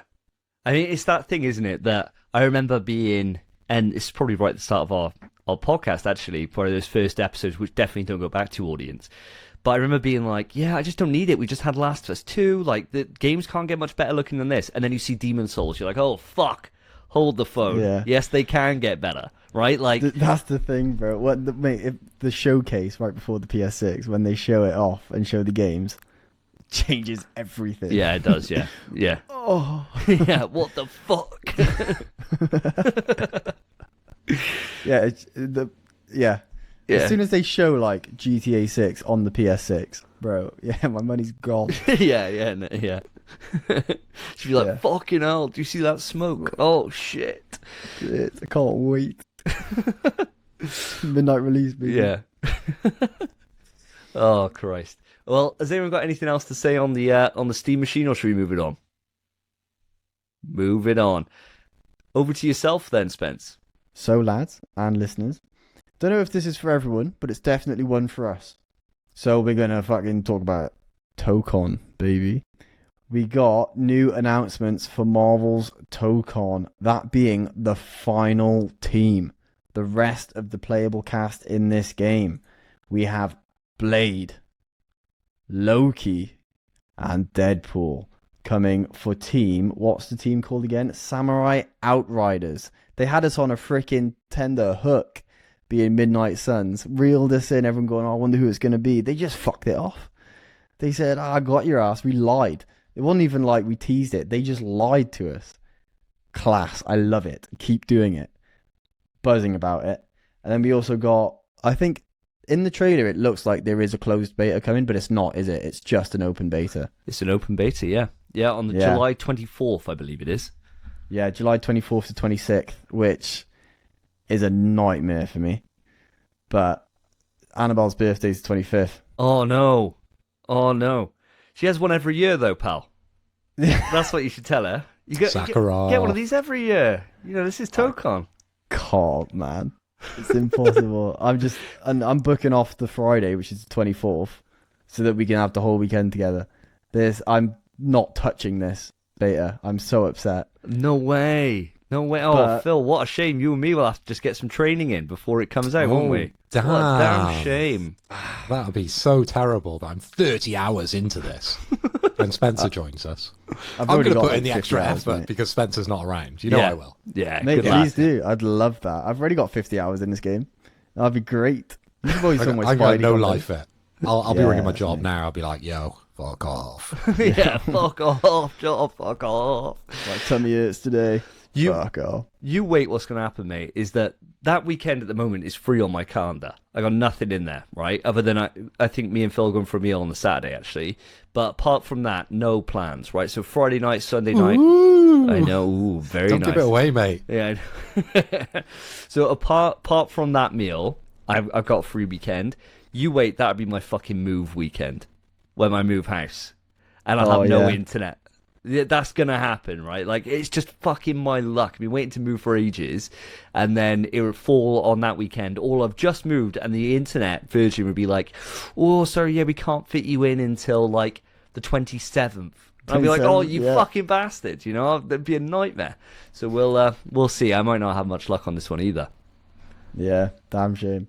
But yeah, so open beta on PS5 and PC, 24th to 26th. And we know that Blade will be playable. Hell yeah. Wow. Now, boys, I assume you've seen this trailer of the new characters, mostly because we talked about it earlier. But what do you guys think if you have seen it? Let me know. Davey, mate, I'll come across to you this time. What do you think of the new characters? Oh, I was absolutely buzzing. So I woke up this morning, because obviously Evo was this weekend, so I was watching quite a bit of Evo across the weekend, which was lovely. Really, really good. Great games all round. And I was waiting, because it was obvious it was going to be Evo was going to be the final team, right? I just didn't expect... I thought it was going to be Blade, right? Like, I think I said on the previous show before about, like, I was hoping it was going to be Blade. But Loki was the big shock in there. Yeah. And I was over the moon with that. I loved this trailer. I thought it was fucking brilliant, and it's just great to see everyone super, super excited. You know, to see like Deadpool in there is a huge get for people, and seeing all the references to all the different fighting game stuff, where he does like Vegeta's missile barrage from Dragon Ball Fighters. He does Johnny Cage's like nut punch. They're all over the place, all the different things, and I was really vibing with every single character. It does make my choice for my team insanely hard, because this roster goes silly, I reckon. So it's really difficult to know who I'm going to put in. Only thing I'm thinking at the moment is Blade looks fucking saucy. So oh yeah, man. He looks so good. So I'm really looking forward to, if I do have an opportunity to play it, to try and figure out who I actually want to be. And I think it's one of those times, Phil, where you could jump on, hit that random button, and you may have the advantage, like you always do in randoms, but I'm going to look forward to just trying all these different people and seeing which ones vibe. Because right now, at the moment, I don't have a clue who my team is, which is really quite exciting. That's exactly the way I like to play fighting games. 12 points in, and then hit that random button and see what happens. And usually, I come out triumphant. You know, usually. In past recent experiences. But to come back to this team, I was absolutely blown away. Much like you, I ran out and watched the trailer as soon as possible. Actually, it was you, Dave. I think you messaged in the morning, didn't you? I think it was the first thing that I watched when I was on my morning poo. And I watched in the Samurai Outriders that we got Blade, Loki, and Deadpool. And as you said, Davey, straight away I noticed that Deadpool was doing all sorts of moves that were references to all sorts of games, which is absolutely incredible. Even the Yotsumitsu kind of sword from Tekken, which was good, where he stabbed himself. And I thought, there it is. And the more you watch it, the more references you pick up. So that's very, very cool. Of course, my boy Loki being in there, I was very, very pleased. And we've got to go back to the episode where we did some predictions, because we've got all the teams now. So, of course, we can hand out some shots if, of course, one of us was able to name some people in these teams, because we've got the full roster now, haven't we? But the final thing I want to say on this is that I'm so gutted, right? Every team looks fucking awesome, right? And excuse my language, excuse my French, apart from the X-Men team. Like, I like Storm, I like Wolverine, but who the hell are the other two, right? Every other team has got absolute killers in them, haven't they? And people you'd be excited to play. But the X-Men team, man, I love X-Men. Like, Davey, we're going to Comic-Con, aren't we? We're going to New York Comic-Con, and we're dressing up as X-Men. I'm going as Gambit, you're going as Cyclops, your dad's going as Wolverine. Yeah. Like, come on, they could have done something a little bit better than the 4 characters that they chose. 2 were great, right? Of course, Wolverine was always going to be in there. Storm is a big get. But the other 2, they could have been a little bit more creative with it. Of course, we got Mags, right? On the bad guy team, which is an X-Men. But outside that, Jesus Christ. When I look at it, I'm so sad about the X-Men team. And I've been ranting and raving about that all day today, and it's got to be in my bonnet, unfortunately. So hopefully when they do some DLC, we're going to get some proper X-Men in it. Yeah, I can see that being the reality. I think it was smart, I think, actually, to do it the way they have with those reveals, because if it was like, now we're getting Magic and Danger for the final two, you'd be like, what? Like, what the fuck? Whereas having it then just opened up the possibility to be like, okay, this could be anyone.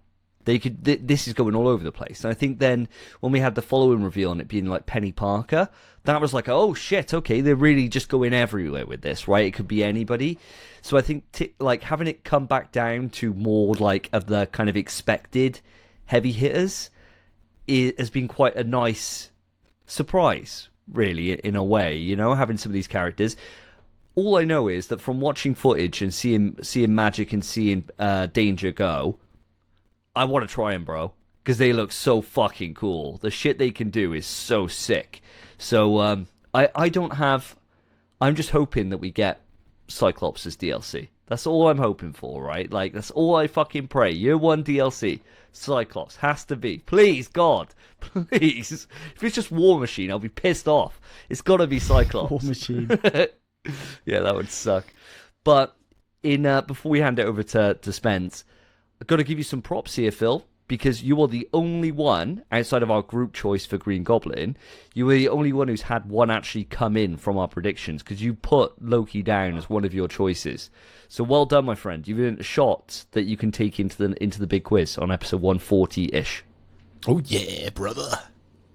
Yeah. Hulk Hogan t-shirt. That's a little reference for all the video watchers. So yeah, well done. You're the only one so far with any of the picks come in. Spence, you were very close. You had Gwenpool. Very close. Yeah, man. Yeah. Not quite there, though, my dude. Not quite there. Also, in my defense, I didn't know that the characters we were saying were going to be shots on the line for. Remember?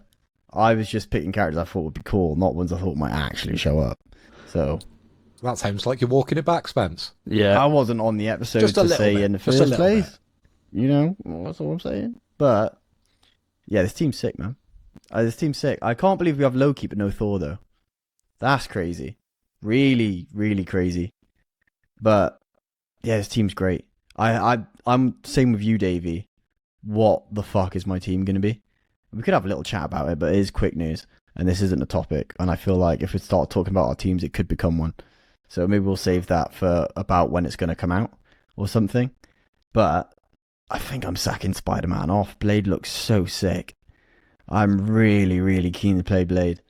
Deadpool I kind of not interested in at all, which is a shame. But Loki as well looks great. Just not for me. Blade, God, I can't wait to play Blade. If he feels good, that is my main, I think. But we'll see. But I think this is great. Great list of characters. Agreed about the X-Men team. But I'm not as into X-Men as you boys are. I do like X-Men a lot. Davey's wearing a fucking X-Men top. But, you know, I don't care about him that much. I like Wolverine and Storm. So I'm happy. And the other ones I think are interesting. It's cool to see new characters. And we got Mags end of the day. It's fine. I'm happy with this. And it just leaves so much potential for DLC. Like you boys said. It's fine. The starting roster could have been absolute dog ass. The DLC is what is going to fucking sell it. And if this goes along the lines like Dragon Ball Fighters, we could be having so many more characters. And there's such a massive kind of gallery of characters to choose from in the Marvel Universe. Yeah, I'm fine with this. Very, very happy. So yeah, I'm excited to be playing this. Not on the open beta, but when it comes out, boys. Very excited. But moving on. Phil, mate. Your last bit of news, I believe. You are correct, Spencer. So quick news. Pew, pew, pew, pew, pew. And guys, I am happy to say I've got some Death Stranding news. Oh yeah, I can hear everyone applaud across the world as I say the words Death Stranding, because of course I've got some news around the film, guys. Now, the film is being directed by a very famous director, which I've no clue who he is, and he was the director of a film that's coming up called Death of Robin Hood, so look out for that one. And he's teaming up with A24 to create the live-action adaptation of Death Stranding. Now, of course, we all know the story is going to unfold in a post-apocalyptic post-apocalyptic America that is ravaged by supernatural creatures. Because we've all played Death Stranding, and we are the target audience for this movie. He has apparently turned in his second draft of the script and hopes to shoot the picture in Ireland, in Iceland and Northern Ireland next year. So guys, it's going to be coming. Not so soon, but it's happening really, really soon. It's going to be very much apparently going to be his own story, which I'm not so happy about, but apparently he's saying we're going to get some overlapping characters, some fan favourites feature within the game. So it's not going to be completely his own idea, but it's going to have some of the Kojima-isms sort of dotted around to sort of go, oh, I know who this character is. Yes, I remember that reference. So hopefully that drags the story up a little bit. But guys, I want to throw it over to you guys. Have you heard much about this movie, and are you as excited as I am? Because I am lapping everything up about Death Stranding. I need some more Death Stranding in my life. Davey, coming over to you first. Yeah, I've been following this one. I think it's a good idea to do it separately from the games, because I don't think the game would translate very well into a film. I really don't. So I think doing a unique story, it's the world of Death Stranding that's the exciting part about it, right? Like, as long as they get that right with the BTs and kind of everything else, after that, you can just swing for the rafters, right? Tell whatever story you want. As long as they land what the actual world is like, that's fine. And in terms of, like, overlapping characters, it's got to be someone like Deadman, right? Like, it's got to be Deadman, Die Hardman, like, it's got to be those kind of guys that you see, rather than, like, Sam Porter Bridges knocking about. Just a random prepper, and you'll be like, I remember him from the first game. Is that Jeff Keighley? Is that Jeff Keighley? Oh my god. Is that Errolson Hugh, the guy who makes the acronym coats? Oh my god. Yeah. So I think it's a clever idea to do your own thing, and it's much like the animated project they got going, which is its own thing as well. I think it's a very rich tapestry of a world that you could really go balls for wall in terms of story, and it would be fine. You know, it doesn't have to be focused around Sam, and I'm glad it's not going to be. So it gives me a good bit of faith. We'll have to wait and see what it's like. I mean, with Death Stranding, it's one of those things that you could do it on a very shoestring fucking budget. The BTs are invisible, for fuck's sake. You know, like, you can really you could do whatever, right? Like, how much is it going to cost to really, like, put some hands in for some guy in a green mocap suit or whatever, just to put hands into rainy floor, and then they just take out the guy, just put a chroma filter on, and he's gone, and it's just the hands there. Cost nothing. If anything, I could probably do it, right?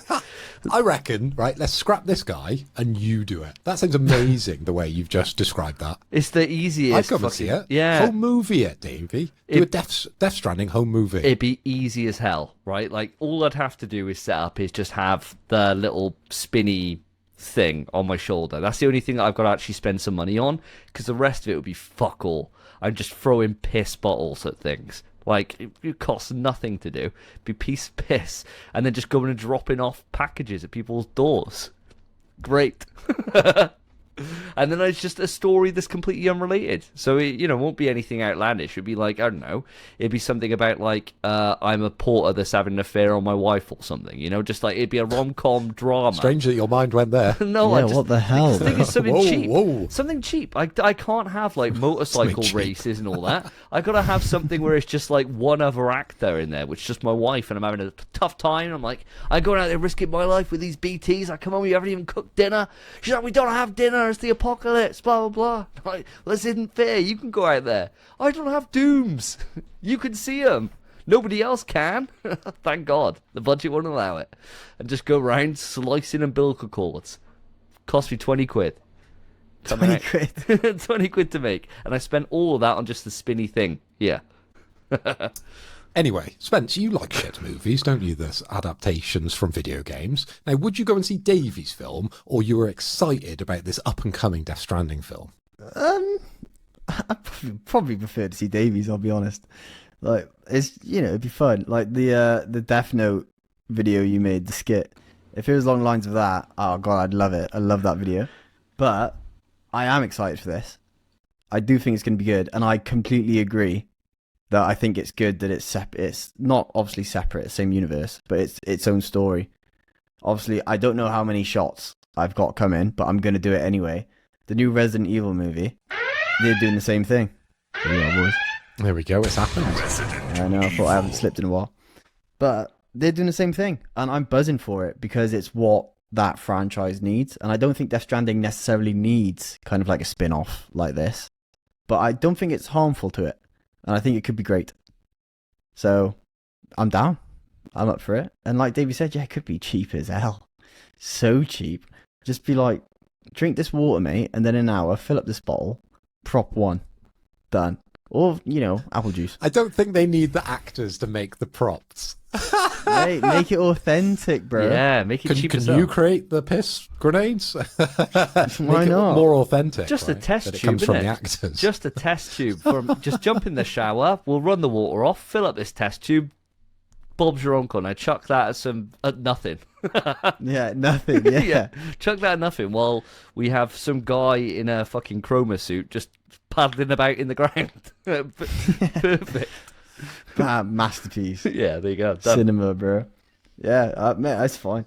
I think, and also that spinny thing on the back is definitely going to be CGI, which is a damn shame. Oh, But there's some of great course it will. cosplayers who do it, and they got the full Oda deck. I think that's what it's called, spinning around, and it looks class.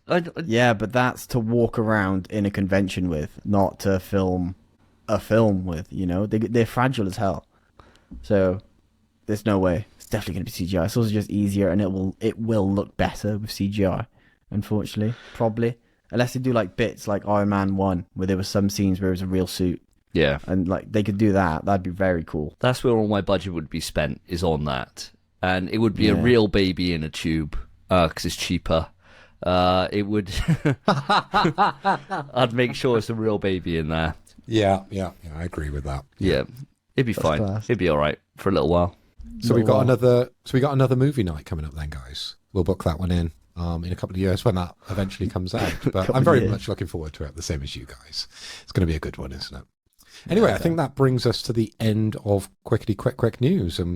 Guys, listeners, viewers, make sure you vote over on Spotify of who delivered the worst quick news, and they will get a shot in the dock for the next time we do a big quiz. Stop! Topic time! Here we are with the topic, and today's topic is an absolute juicer. GTA 6, the pre-orders have gone live, pre-order information is out there, and to say it broke the internet is not even a remote exaggeration. Apparently, guys, don't know how much truth there is in this, but apparently this game's already made over like 3 billion in just pre-orders alone. Right, which is absolutely insane. Don't know how much truth there is to that, but here's the actual rub. Here's the actual facts, right? So it's launching with 2 different editions. The standard edition costing £69.99, and the ultimate edition is $89.99. So in US, that works out to be, the ultimate is $99.99. Now, the release for this, of course, is November 19th, with preloading beginning from November 12th. Now, the other part of this is you can buy this both physical and digital. The physical edition just includes a code in a box. No actual disc for this. Now, there were rumours going out the wazoo where Rockstar support apparently had responded to somebody saying that there was going to be a disc on the way. That has since been debunked from Rockstar. No plans at this stage for a physical disc-based version of the game. Now, before I get into your thoughts, opinions, all that jazz, we've got a question from the audience here which would kick us off on this. So let's hit that jingle.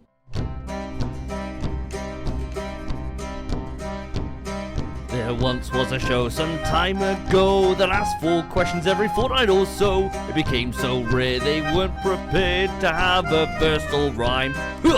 Oh God, I'm scrambling now to get a word that rhymes, so how can I wrap this up? I'll take this mail and go. So Red CD is written in, and he asks, would love to hear all your thoughts on GTA 6 physical release not including a disc, and also the standard versus ultimate edition, extra content, certain shops in-game being locked behind the ultimate edition, etc. Is this a standard precedent for things to come with all things Rockstar? The extra stuff is whatever, I don't really have an issue with it. It's the certain in-game shops being locked behind a paywall, ultimately. Lads, this is where now we can talk all about it, really. So, Spence, I'm going to start with you on this one, if you don't mind. I want to get your thoughts really on kind of everything GTA 6, and then ultimately the big question is, are you still buying it or not? Okay, so I don't know what the shops are that are locked. Do we know what kind of shops it is? Yeah, we do. So the things that lock behind it are there's a quest that gets opened up for you where you get classic cars that you can go for, and so it's like a certain dealer that you can go to that's only there with the Ultimate Edition, which then gives you this quest to be able to collect these classic cars, which aren't in the game otherwise. And then it's also things like you get additional costumes and things like that, which are all like kind of boutique vendors. So it's kind of the same as like, you know, when you get any game and you get extra skins, it's just they've put a shop window on it that other players won't be able to go into. Well, that's how I take it. Okay, I'll tell you what, I'm not that upset about that, because you got to think even Helldivers 2 did that with the game on the ship. So we've been seeing that we haven't seen it everywhere. Obviously, it's been rare occasions, but if any game's going to do it, it's going to be GTA 6. So I'm not that upset by that. It's fine. The pricing is fine for me as well. 70 quid, that's what games are. You know, that's fine. It's all fine. The disc-less physical release, that's tough. You gotta admit, that's tough. Does make sense though. I think it makes perfect sense, especially with how much this game's gonna sell, the number of discs they'd have to produce, and then also that game's not fitting on a fucking disc anyway. No chance is it fitting on a disc. I know obviously sometimes you get a disc just to then have to install loads of extra data, and there's maybe some data on a disc, but like in the case of Call of Duty, it's just a key to download the digital version. That's all it is. At least this way, you don't have to have a disc in every time you want to play. You just download it. Oh, and then it's on there. Same as it would be anyway, except you'd have to go through the effort of popping a disc in every time. And GTA 6 is going to be a game that people are going to go back to and back to and back to for years and years and years. I mean, how many times are you going to take that disc in and out of your console? And then if the disc scratches or something, you're screwed.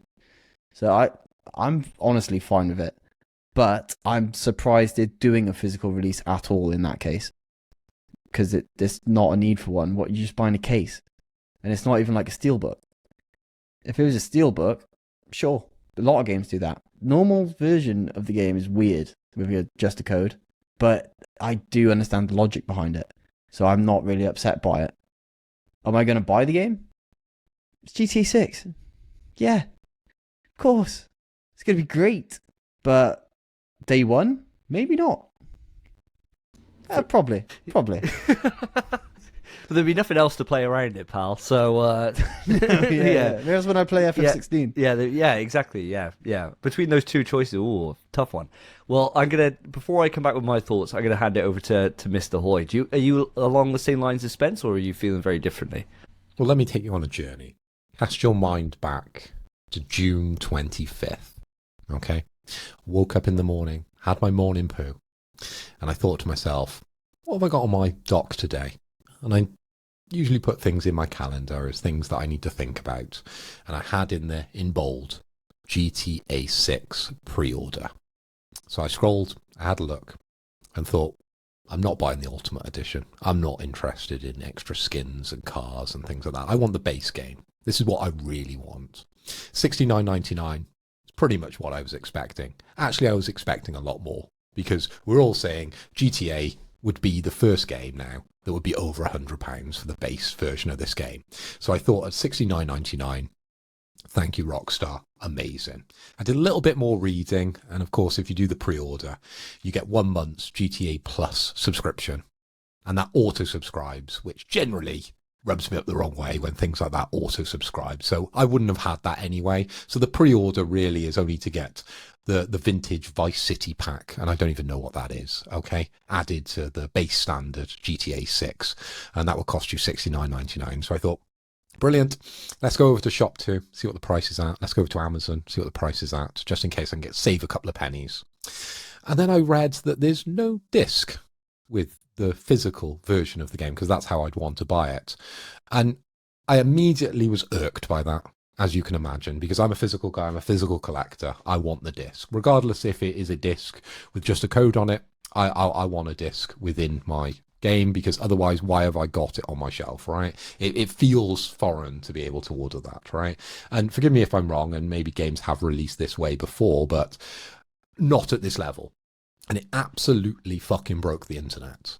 The amount of outrage that I saw across all social medias, and that's not just X, it's everything else that I sort of scroll through, was complaining about this fact. And I was thinking, actually, the physical crowd now is got much more of a stronger voice when it's coming out about these things, because we're getting less and less physical. And this is the next kind of iteration of it. A huge game like GTA 6 coming out and saying, no, it's going to be physical only. And there was quite a telling actual advertisement from Sony that they actually knew this was coming, because they put up the best way to play GTA 6, and it had a PlayStation with a disc drive on it. And then they took that down, scrapped it, and then they re-uploaded it with the best way to play, and it was a digital version of a PS5. And I was thinking, oh God, this is the future. This is where we're going, isn't it? And as someone, I'm 41, and has always bought physical, it fucking irked me. So guess what I didn't do on June 25th? I didn't order GTA 6 because it pissed me off that much. And we've got to be careful now, haven't we, as we move into this digital future, because there was another news article that came out, and as of September 1st now, Sony are reducing the amount of content for Studio Canal that they're able to show, and they're bringing back some movies. So all those digital assets that you bought through Studio Canal, you can no longer get after September 1st.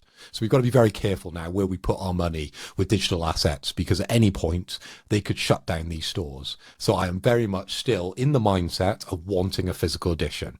Now, am I saying that I'm not going to buy GTA 6? No.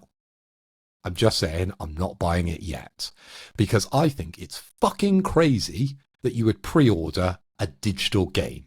Now, there is no benefit, right, of me handing over money for a digital game early. I can't see it anyway. And maybe there is, Davey, you can correct me in a second. But for all my research and all ChatGPT's pro power, I couldn't find a reason to hand my money over now to Rockstar, to PlayStation, and say, give me GTA 6. I'm not getting anything extra for pre-ordering it. I could pre-order it the day before release and still get those bonuses. What is the point in doing it now? All that money is just sat in their bank, making them money, rather than sat in my bank, making my money. So fuck them. No, I am not doing that. I find it absolutely ridiculous that people have done this, and I am searching for a reason why they have. Very well said. Yeah, I'll give you one reason why somebody may want to pre-order digital content, because I've got 2 games pre-ordered digitally at the moment, in Halo and Tokon. And the reason why is because there was a sale on Shop 2 for PSN credit. And so with that, I was like, right, well, I might as well get it now. I get 5% off. And so I was able to get like 80 quid's worth of credit for like substantially cheaper, like 60 odd quid something for that. And so it was worth doing it at that point. But you are right. There is no, outside of that limited scenario where you get a sale and you can get PSN credit for significantly cheaper, there is no real life benefit for you pre-ordering it. It's not like as if they're going to run out of codes, is it? So there is no tangible benefit to doing it. And I'm very much the same line as you, Phil. I wouldn't say devastated. Devastated is a bit strong, but I was disappointed, to say the least, right? Now, there is, from Rockstar's side of this, there's one major real benefit, which isn't the cost-saving one, because I don't think it's negligible, right? I don't think that's a real rationale for it. It's because, can you imagine how likely the street date would have got broken for this? If they had them out there, the real reason for it is that they do not want these copies going out before they have everything lined up. This apparently has cost them over £1 billion to make. $1 billion, sorry. The most expensive video game of all time, right? They do not want that street date getting broken. And for anything that's hyped up, street dates break all the fucking time. As soon as it becomes like a mega big thing, the monetary cost that somebody can earn, like working in like an Amazon warehouse when those shipments come in, like a week early or whatever, that shit is gone. Like, somebody will fucking nick that. They will sell it on eBay for fuck knows how much money. or it just means that it happened. I can't remember what the game was. Something big. I can't remember what it was now, but I remember there was copies of like Smash Ultimate and all these different things like that, like big games where like French retailers and shit were just like, yeah, you can just buy it from us. We'll ship it out now. You know, like, and people were having games like a week earlier than they intended it to. Rockstar aren't even sending review codes out for people to review it early. They want to control the entire messaging for it. That is their rationale. I get it. It makes perfect sense to me. The thing that I don't like, though, is that why wouldn't you release a physical version in December? Right, with a disc. That's what I don't get, because you then get the benefit of both of it. You control the messaging on day one, but then you also get people that will fucking double dip to have that collection with a disc on. So Rockstar are just, well, Take-Two, the publisher, are leaving money on the fucking table, because people will definitely double dip. They will, and it makes perfect sense to me. That's like, for me, that's the right outcome. Is to be able to say that in a couple of months' time, yeah, we will have a disc. We want to control the messaging. We want to make sure that everyone gets it at the same time, that nothing's being spoiled. We're controlling it all. It's cost us all too much to really fuck this up. Everyone gets it there. No chance of leaks. No chance of any of this bullshit. And then in a couple of months' time for you physical, we'll put it on disc for you. Like, and in which case then, I would wait. I would buy the physical one at that point and go for it. But everything I'm seeing at this point is saying that that is not the case, and that there isn't going to be a physical version. I would fucking wait and see on that, and I think in the months we got now up until November with its launch, just hope and wait and pray, right? Because then if I can wait and it's December, I have to pick it up, I can wait a month. You know? I've waited like fucking 12 years at this point. I could wait another month, and I don't need to be in the conversation right there and then for GTA. Like, I don't need to. I need to play it before end of year. Because it's got every likelihood of being the best game of the year. But if it was like a couple of weeks from launch until a physical version, I can hang fire. Like, I really can. I agree with you 110% on it. Every word that you've just said there, Davey.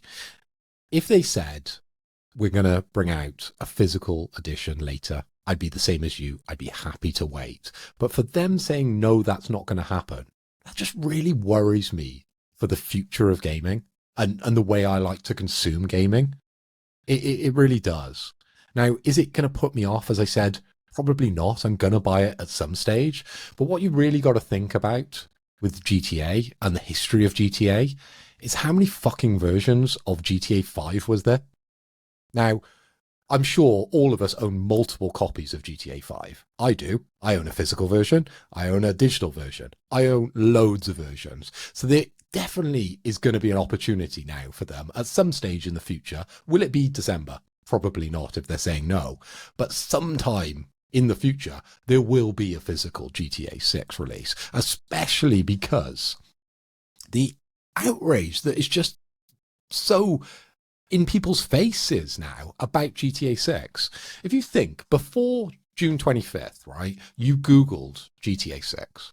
All you saw was overwhelming positivity and everyone like anticipating it, saying it's already going to be the best game of the year. These graphics look amazing. They've got this big multi-thousand-pound website that looks absolutely sick, right? And I still go on there. It's beautiful, right? I'm a web developer. I'm absolutely loving their website, right? Now, after June 25th, all the headlines are just about discs, and that's just going to carry on. It's not going to be silenced over time. I believe people are going to keep this conversation up until something changes. I really do, and I really hope they do think about the people that want that physical copy. Where's the collector's edition? Where's the toy? They're going to do something, aren't they, in the future? They will, yeah. I fully anticipate there will be some. The thing is, though, I wouldn't give a shit if I was them. You know, like, in terms of people kicking off, who gives a fuck? Because, like, the sales data speaks for itself. We are very much in the minority, and we have been for years, buying physical. 90%, apparently something I've watched in a Jason Schreier video. this week he started doing YouTube now, and it's fucking great content he puts out. Just him chatting to a camera, but it's really fucking good. And it's something like 90% back in like 2013, 14 was digital purchases. Can you imagine how much it is now? Like, it's got to be like the vast majority is digital, right? And we are the dinosaurs that are still there hanging on to physical. They've already taken our fucking game manuals. We get like a little fucking warning slip in there now, rather than something that you can take to the bathroom for your morning shit and read the instruction manual. Those were the first to go. Now they're taking the discs, right? And it's going to happen. It is just going to happen. PS6, I wouldn't be surprised if PS6, the next consoles come out and there isn't a disc drive, right? Like, it wouldn't be outrageous. It would just be what it is, right? It's just the way things are going. But it still sucks because I would like a disc, right? But if I was Rockstar, they're not going to lose any sleep by people kicking off on Twitter because they're all fucking buying it digital anyway. Like, no one's going to... realistically, is anybody going to be like, well, I was getting this and now I'm not? No, they're not. If they're saying they are, they're a fucking liar. Because they're definitely going to get it. Because everyone's getting it, right? Like, you know... It's right to be outraged. It is, and I'm disappointed, but ultimately, I'm still fucking buying it. Why sell us the case? Well, yes, You've just gone through. Well, right? yes, exactly. They get rid of our manuals, right? Yep. And that has been a very hard transition away from manuals. And you are right; it takes away some of the fun for a physical collector. And I've been going back through actually, and I've been cataloging a lot of my games. Going back to the previous conversation, I'm very analytical, like spreadsheets, right? I've got a spreadsheet of all my games, so I know exactly what game I've got and what condition it's in. Okay, call me sad, but that's me. It's quite sad. My name's Phil. But now they've taken away the manual. Now they're taking away our games. So why the case? It makes no sense. Just sell me the code then. Like, why mail me the case? Well, it's really is for the mum and dad that are walking in Tesco or whatever and they see GTA 6 on the shelf. That's what it's for. But why isn't it just a card? Like my Amazon card. When I go in and buy some Amazon credit, not that I do, but people buy Amazon credit, they buy Nintendo credit, they buy Steam credit. Yeah. Why isn't it just a card? Why is it a case? Because then... Like the case is just teasing me. I get you, but... It is a tease, man. It's a case with no game in it. Just do a card. I fully get... Like, my mum could walk in to Game or wherever, Electronics Boutique, right? This is how old I am, yeah, right? eBay. Go, oh, can I get my son GTA 6? And they hand over a little card, and that would be perfectly acceptable, wouldn't it? But to hand over a fucking case with nothing in, not even manual, wouldn't it be great if they put a manual in it? That'd be sick. Yeah. That would be funny, wouldn't it? That would be a big fucking finger up to everybody, wouldn't it? If they put a manual in there, but no fucking game. Do you know what they could do, mind? I wouldn't be surprised if there was the map in there, because all the old ones used to have the map, right? They used to be I was about to My say God, that. man. GTA 5 came with the map. Yeah, I wouldn't be surprised if you open it up and it's actually got a manual in it. Which actually, I'd probably prefer having the manual in there rather than having the disc, to be honest with you. Like, because the manuals are sick. I was looking at, obviously I'm very excited, audience, as you know, for PsyOps coming out to Classic soon. And I was showing Karen, I got PsyOps down there, and it's got a chunky ass manual in that thing, like chunky ass. And I was like, look what we used to have. Like, look what they've taken away from us over the years, right? I'd probably prefer the manual than the fucking disc, dude. Is that your biggest manual? No, but it's a big one. It's a big one. I'll find it now. The biggest one in my memory is I won at an event. Do you remember the game, Spence? And you're a PC player of old. Neverwinter Nights. Do you know this game? I know Neverwinter, mate. Yeah, I know Neverwinter. My God, the thickness of the book that came with that game. You know, PC games never just come in like a disk drive like what Davey's showing, maybe in later times. But previously, they come in a huge box. But Neverwinter Nights, my God, the thickness of that book. Stuff of dreams, mate. But yeah, PsyOps does look very chunky for a PlayStation game. Yeah, decent. Mate, my favourite experience in that, and then I'll talk about GTA 6 as well, about the thing. There was a game I had on PS2 called Donald Duck PK. And it was Donald Duck, but he's like a space superhero. And that game came with a manual, a disc, obviously. Yeah. But also a little comic book inside of like an origin story before the game takes place. Oh, cool. It was sick. I'd never even as a kid, I was like, oh my god, there's a comic in this. Awesome. They should have done that for Returnal. Oh, the Returnal comic. One day we'll get it, Spence. One day. I No, think we you won't. boys, I I'm don't think- going to buy it you. I'm going to buy both of you that comic so you can figure out what the hell's going on in that game that you love so dearly. That'd be nice. I don't think it'll tell us. No, I don't think it would do it. No, Yeah, it won't do jack shit. no, it'd be like, oh. You just open it, it goes, womp, womp, womp. Yeah. Yeah, no chance. But to speak on what you boys been saying, I'm also like, what's the point in selling the fucking case? There is no reason for it. But the argument of now they could just start printing discs and you could get it in December is absolute waffle, I reckon. How fast are they going to be able to produce the amount of discs they're going to need to sell GTA 6 physical? If they do release them in December or in the future, do you think you're going to get hold of one? Because they're going to be selling out fast as fuck. It'd be insane the number they'd have to create. I just think it makes sense. And then also, I really think there will probably be a map in that case. I'd be very surprised if there isn't. I'd be really surprised because they've done it for every single GTA. I think even like the later versions, you can get GTA physical on PS5. I'm pretty sure it still comes with the map. I might be wrong, but I'm pretty sure it does. I had the map on my wall for GTA 5 for years. It looks like a Ninja Turtle. I love it. Literally looks like Leonardo. I'm swear that was on purpose. But yeah, I reckon so. Obviously, no game, no disc sucks, but it does make sense. I think so. I'm not upset about it at all. It's fine. And again, like you boys, like Davey, like you especially said, Rockstar will just be like, don't buy it then, and they'll go, I'll still buy it. Of course, they're still gonna fucking buy it. Everyone's buying it. It's fine. You can kick off all you want on Twitter. You're ponying up the money. You are. It's not going to affect their sales at all. I'd be amazed if one person doesn't buy it because of this. I really don't think anyone would boycott it. The only person I can think of that would be J-Rod, right? Because he doesn't have an internet connection, so he's got no choice. He can't play it, right? Which sucks for him. Yeah, but then even if he got the disc, that's not fitting on a disc. He'd have to have internet. Yeah. So that's Or screwed. multiple discs. You never know.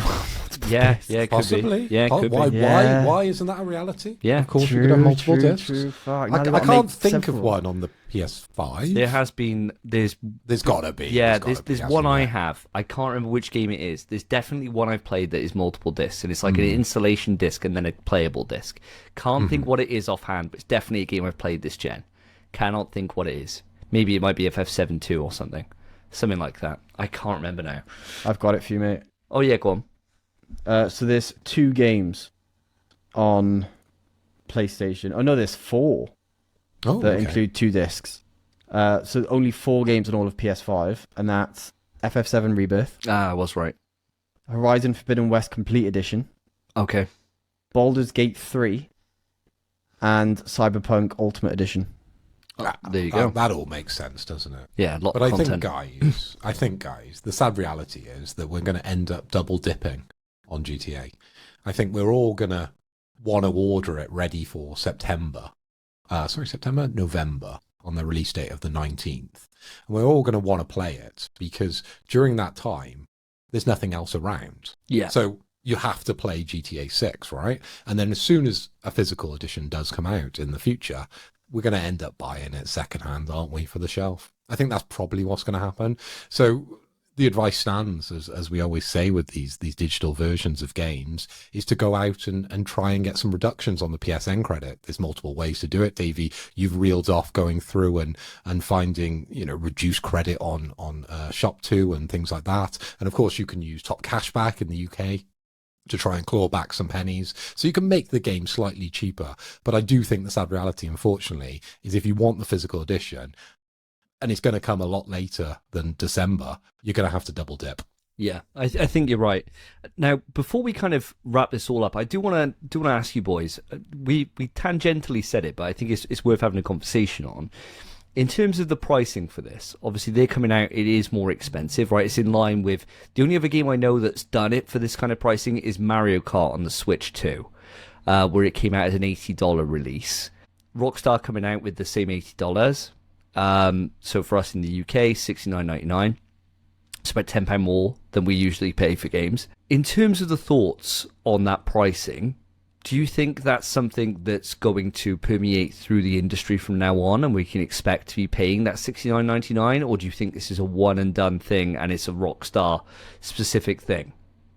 Spence, I'd like your thoughts on this. I think it could be an industry standard, but if it is, it's fucking bold and brave to say, no, like what game would come out and say, yeah, we're about the level of GTA 6.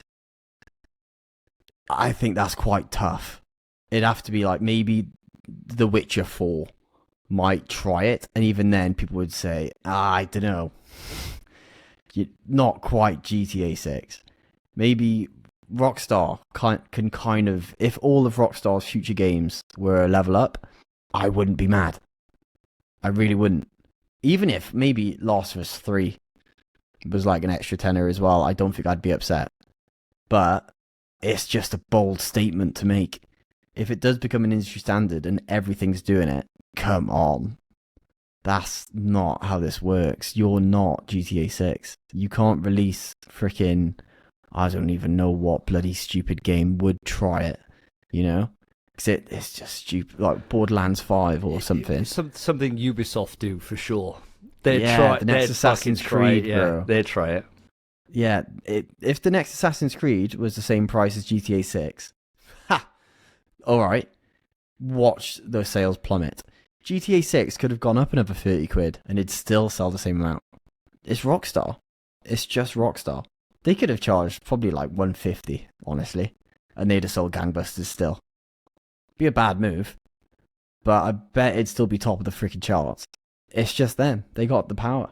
So I'm hoping it's not industry standard, but it might, unfortunately, because I think people are just dumb. Like, people think, oh, if they can get away with it, so can we, without thinking about the quality of the actual product. Yeah, no, I'm right there with you. I think it was the same argument before. I think we've had a similar debate on the show a while back. Granted, certainly not recently, where we were saying like greed and like putting up the price on stuff. People just won't buy it, right? Like people will just wait for it to come down to a level where people then are comfortable to pay.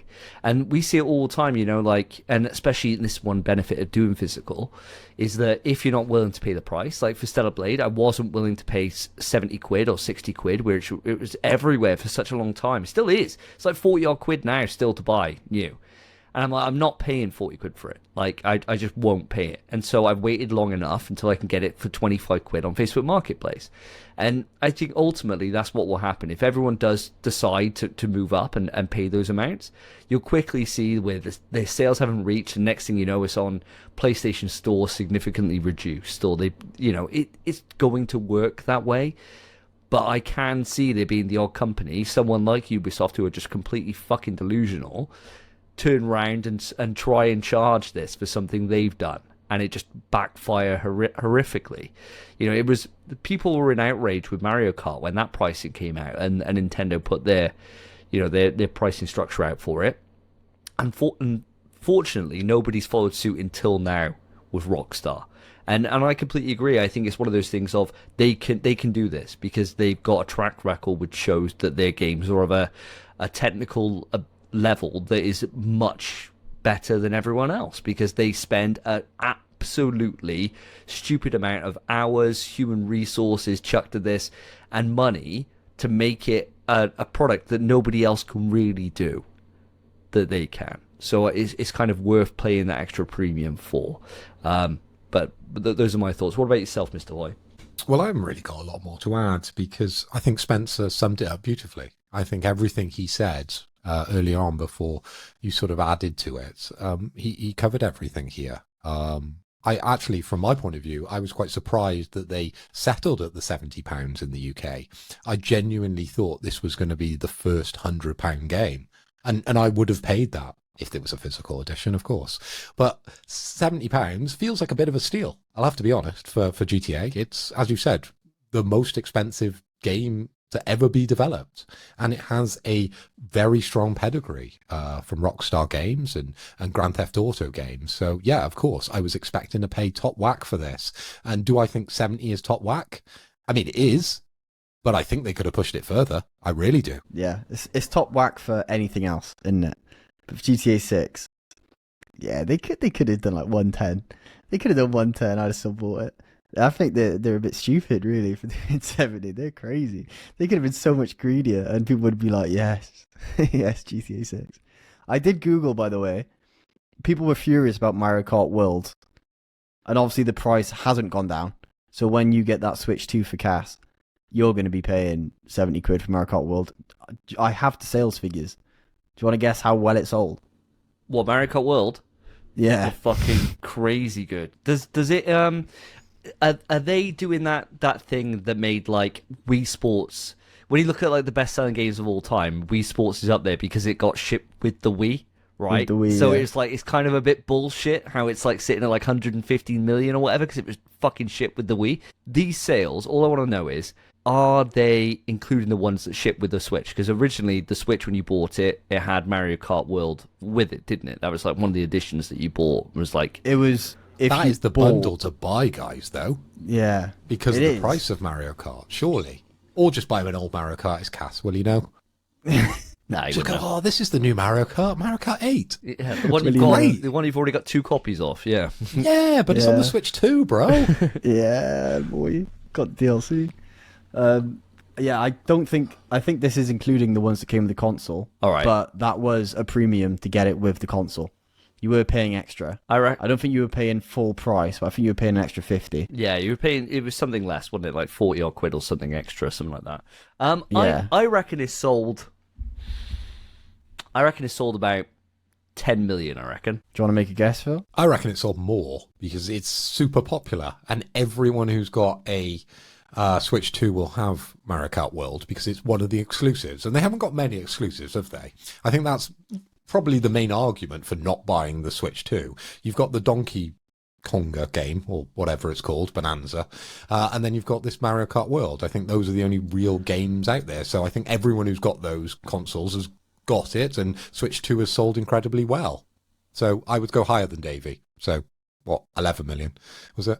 That's crazy. That would do Price it. is right in him. I mean, they got more exclusives. They got, what have they got? They got the new Zeldas coming out. Star Fox released like a few days ago. Yep. A new version. They got Metroid. I mean, up to this point, you can't say in the future, because of course Nintendo are going to have loads of exclusives for the future.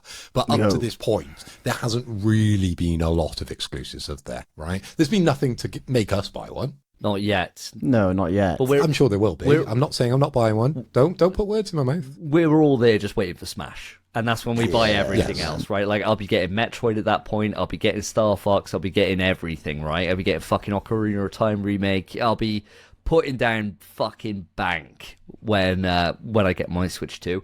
And hopefully by that point, actually, I'll have got a lot of them through Cass.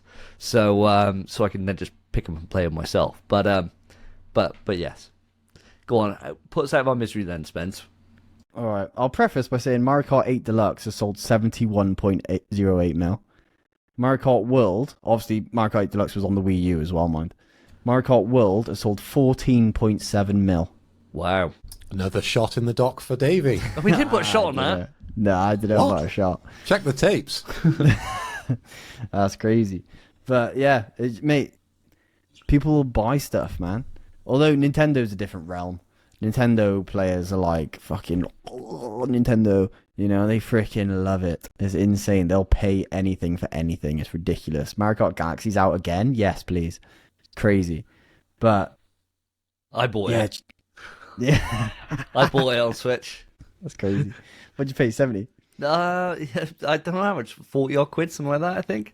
No, that's ridiculous. That game's been out for fucking 15 years. And it's Super Mario Galaxy 2, 1 and 2. They're really In great games. Slightly better graphics. Yeah. They didn't even work on them. It's just up-res. yeah. Just emulated. It's Great. ridiculous. Yeah, it's literally emulated. Yeah, it's crazy. But yeah, that's egregious. Mario Kart World. That one fucked me off. GTA 6. Do what you want. Rockstar. Do what you want. Take me. It's fine. I'll sell my freaking have my body, mate. It's fine. Do what you want with me. Just give me GTA 6. Yeah. Worth it. Yeah, it's going to be a hype one. I do think the final thing to cover on this for Red CD's question is saying about like the certain shops being locked up and off and stuff. For my take on this is very much a case of it's just the pre-order stuff that you would normally get packaged with like an Ultimate Edition, but they put an extra bit of effort to make it a shop that you go into. I don't think it's anything more than that. I think it's just literally one of those things of you need to change your perception, and they've just literally said this pre-order shit that you get for any of these fucking Ultimate Editions or whatever, instead of it just being something that your character has in his vault, they've just gone that extra level and just put it into a shop window that other people won't be able to get into. That's all it is. I don't think that's anything egregious, but a lot of people seem to be really pissed off. It reminds me of like, I can't remember what game it is that did it, but I know they did, where on like PlayStation you'd get console exclusive quests, but I can't remember what games that was, but it reminds me of that, but it's a bit more egregious than that, I think. There was a fighting game, wasn't there, where you would have console exclusive Soul characters Calibur. as well. Soul rather Calibur, than- yeah. Yeah, the alternative. I always found Xbox that interesting. had Spawn. Spawn. Yeah. There was another one as well. They had Yoda. Yeah, that was in Soul Calibur 3, I think. That PlayStation had Darth Vader and Xbox had Yoda. But yeah, the one Yeah. you're thinking of is where Link's on GameCube, PlayStation had Hayachi Mishima, and Xbox had Spawn, which I always thought was random as fuck. Spawn. Totally Spawn random. is random. And Is there not one where we have Kratos? yeah, Kratos is in Mortal Kombat, I think. I think he's in a Mortal Kombat. Which makes sense. I like those ones though. That's cool. Yeah, I think that's cool. That's sick. I mean, it's a fucking horrible time to be like, oh, I main Kratos in Mortal Kombat 9, and he's totally banned in every tournament. Yeah. Because nobody can play against him, right? Like, Because they're all on PC. yeah, right? yeah. It's like great.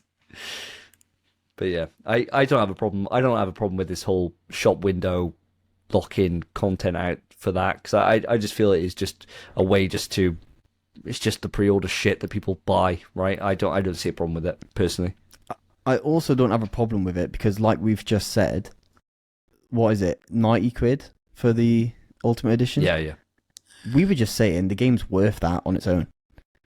The game's worth more than that, probably.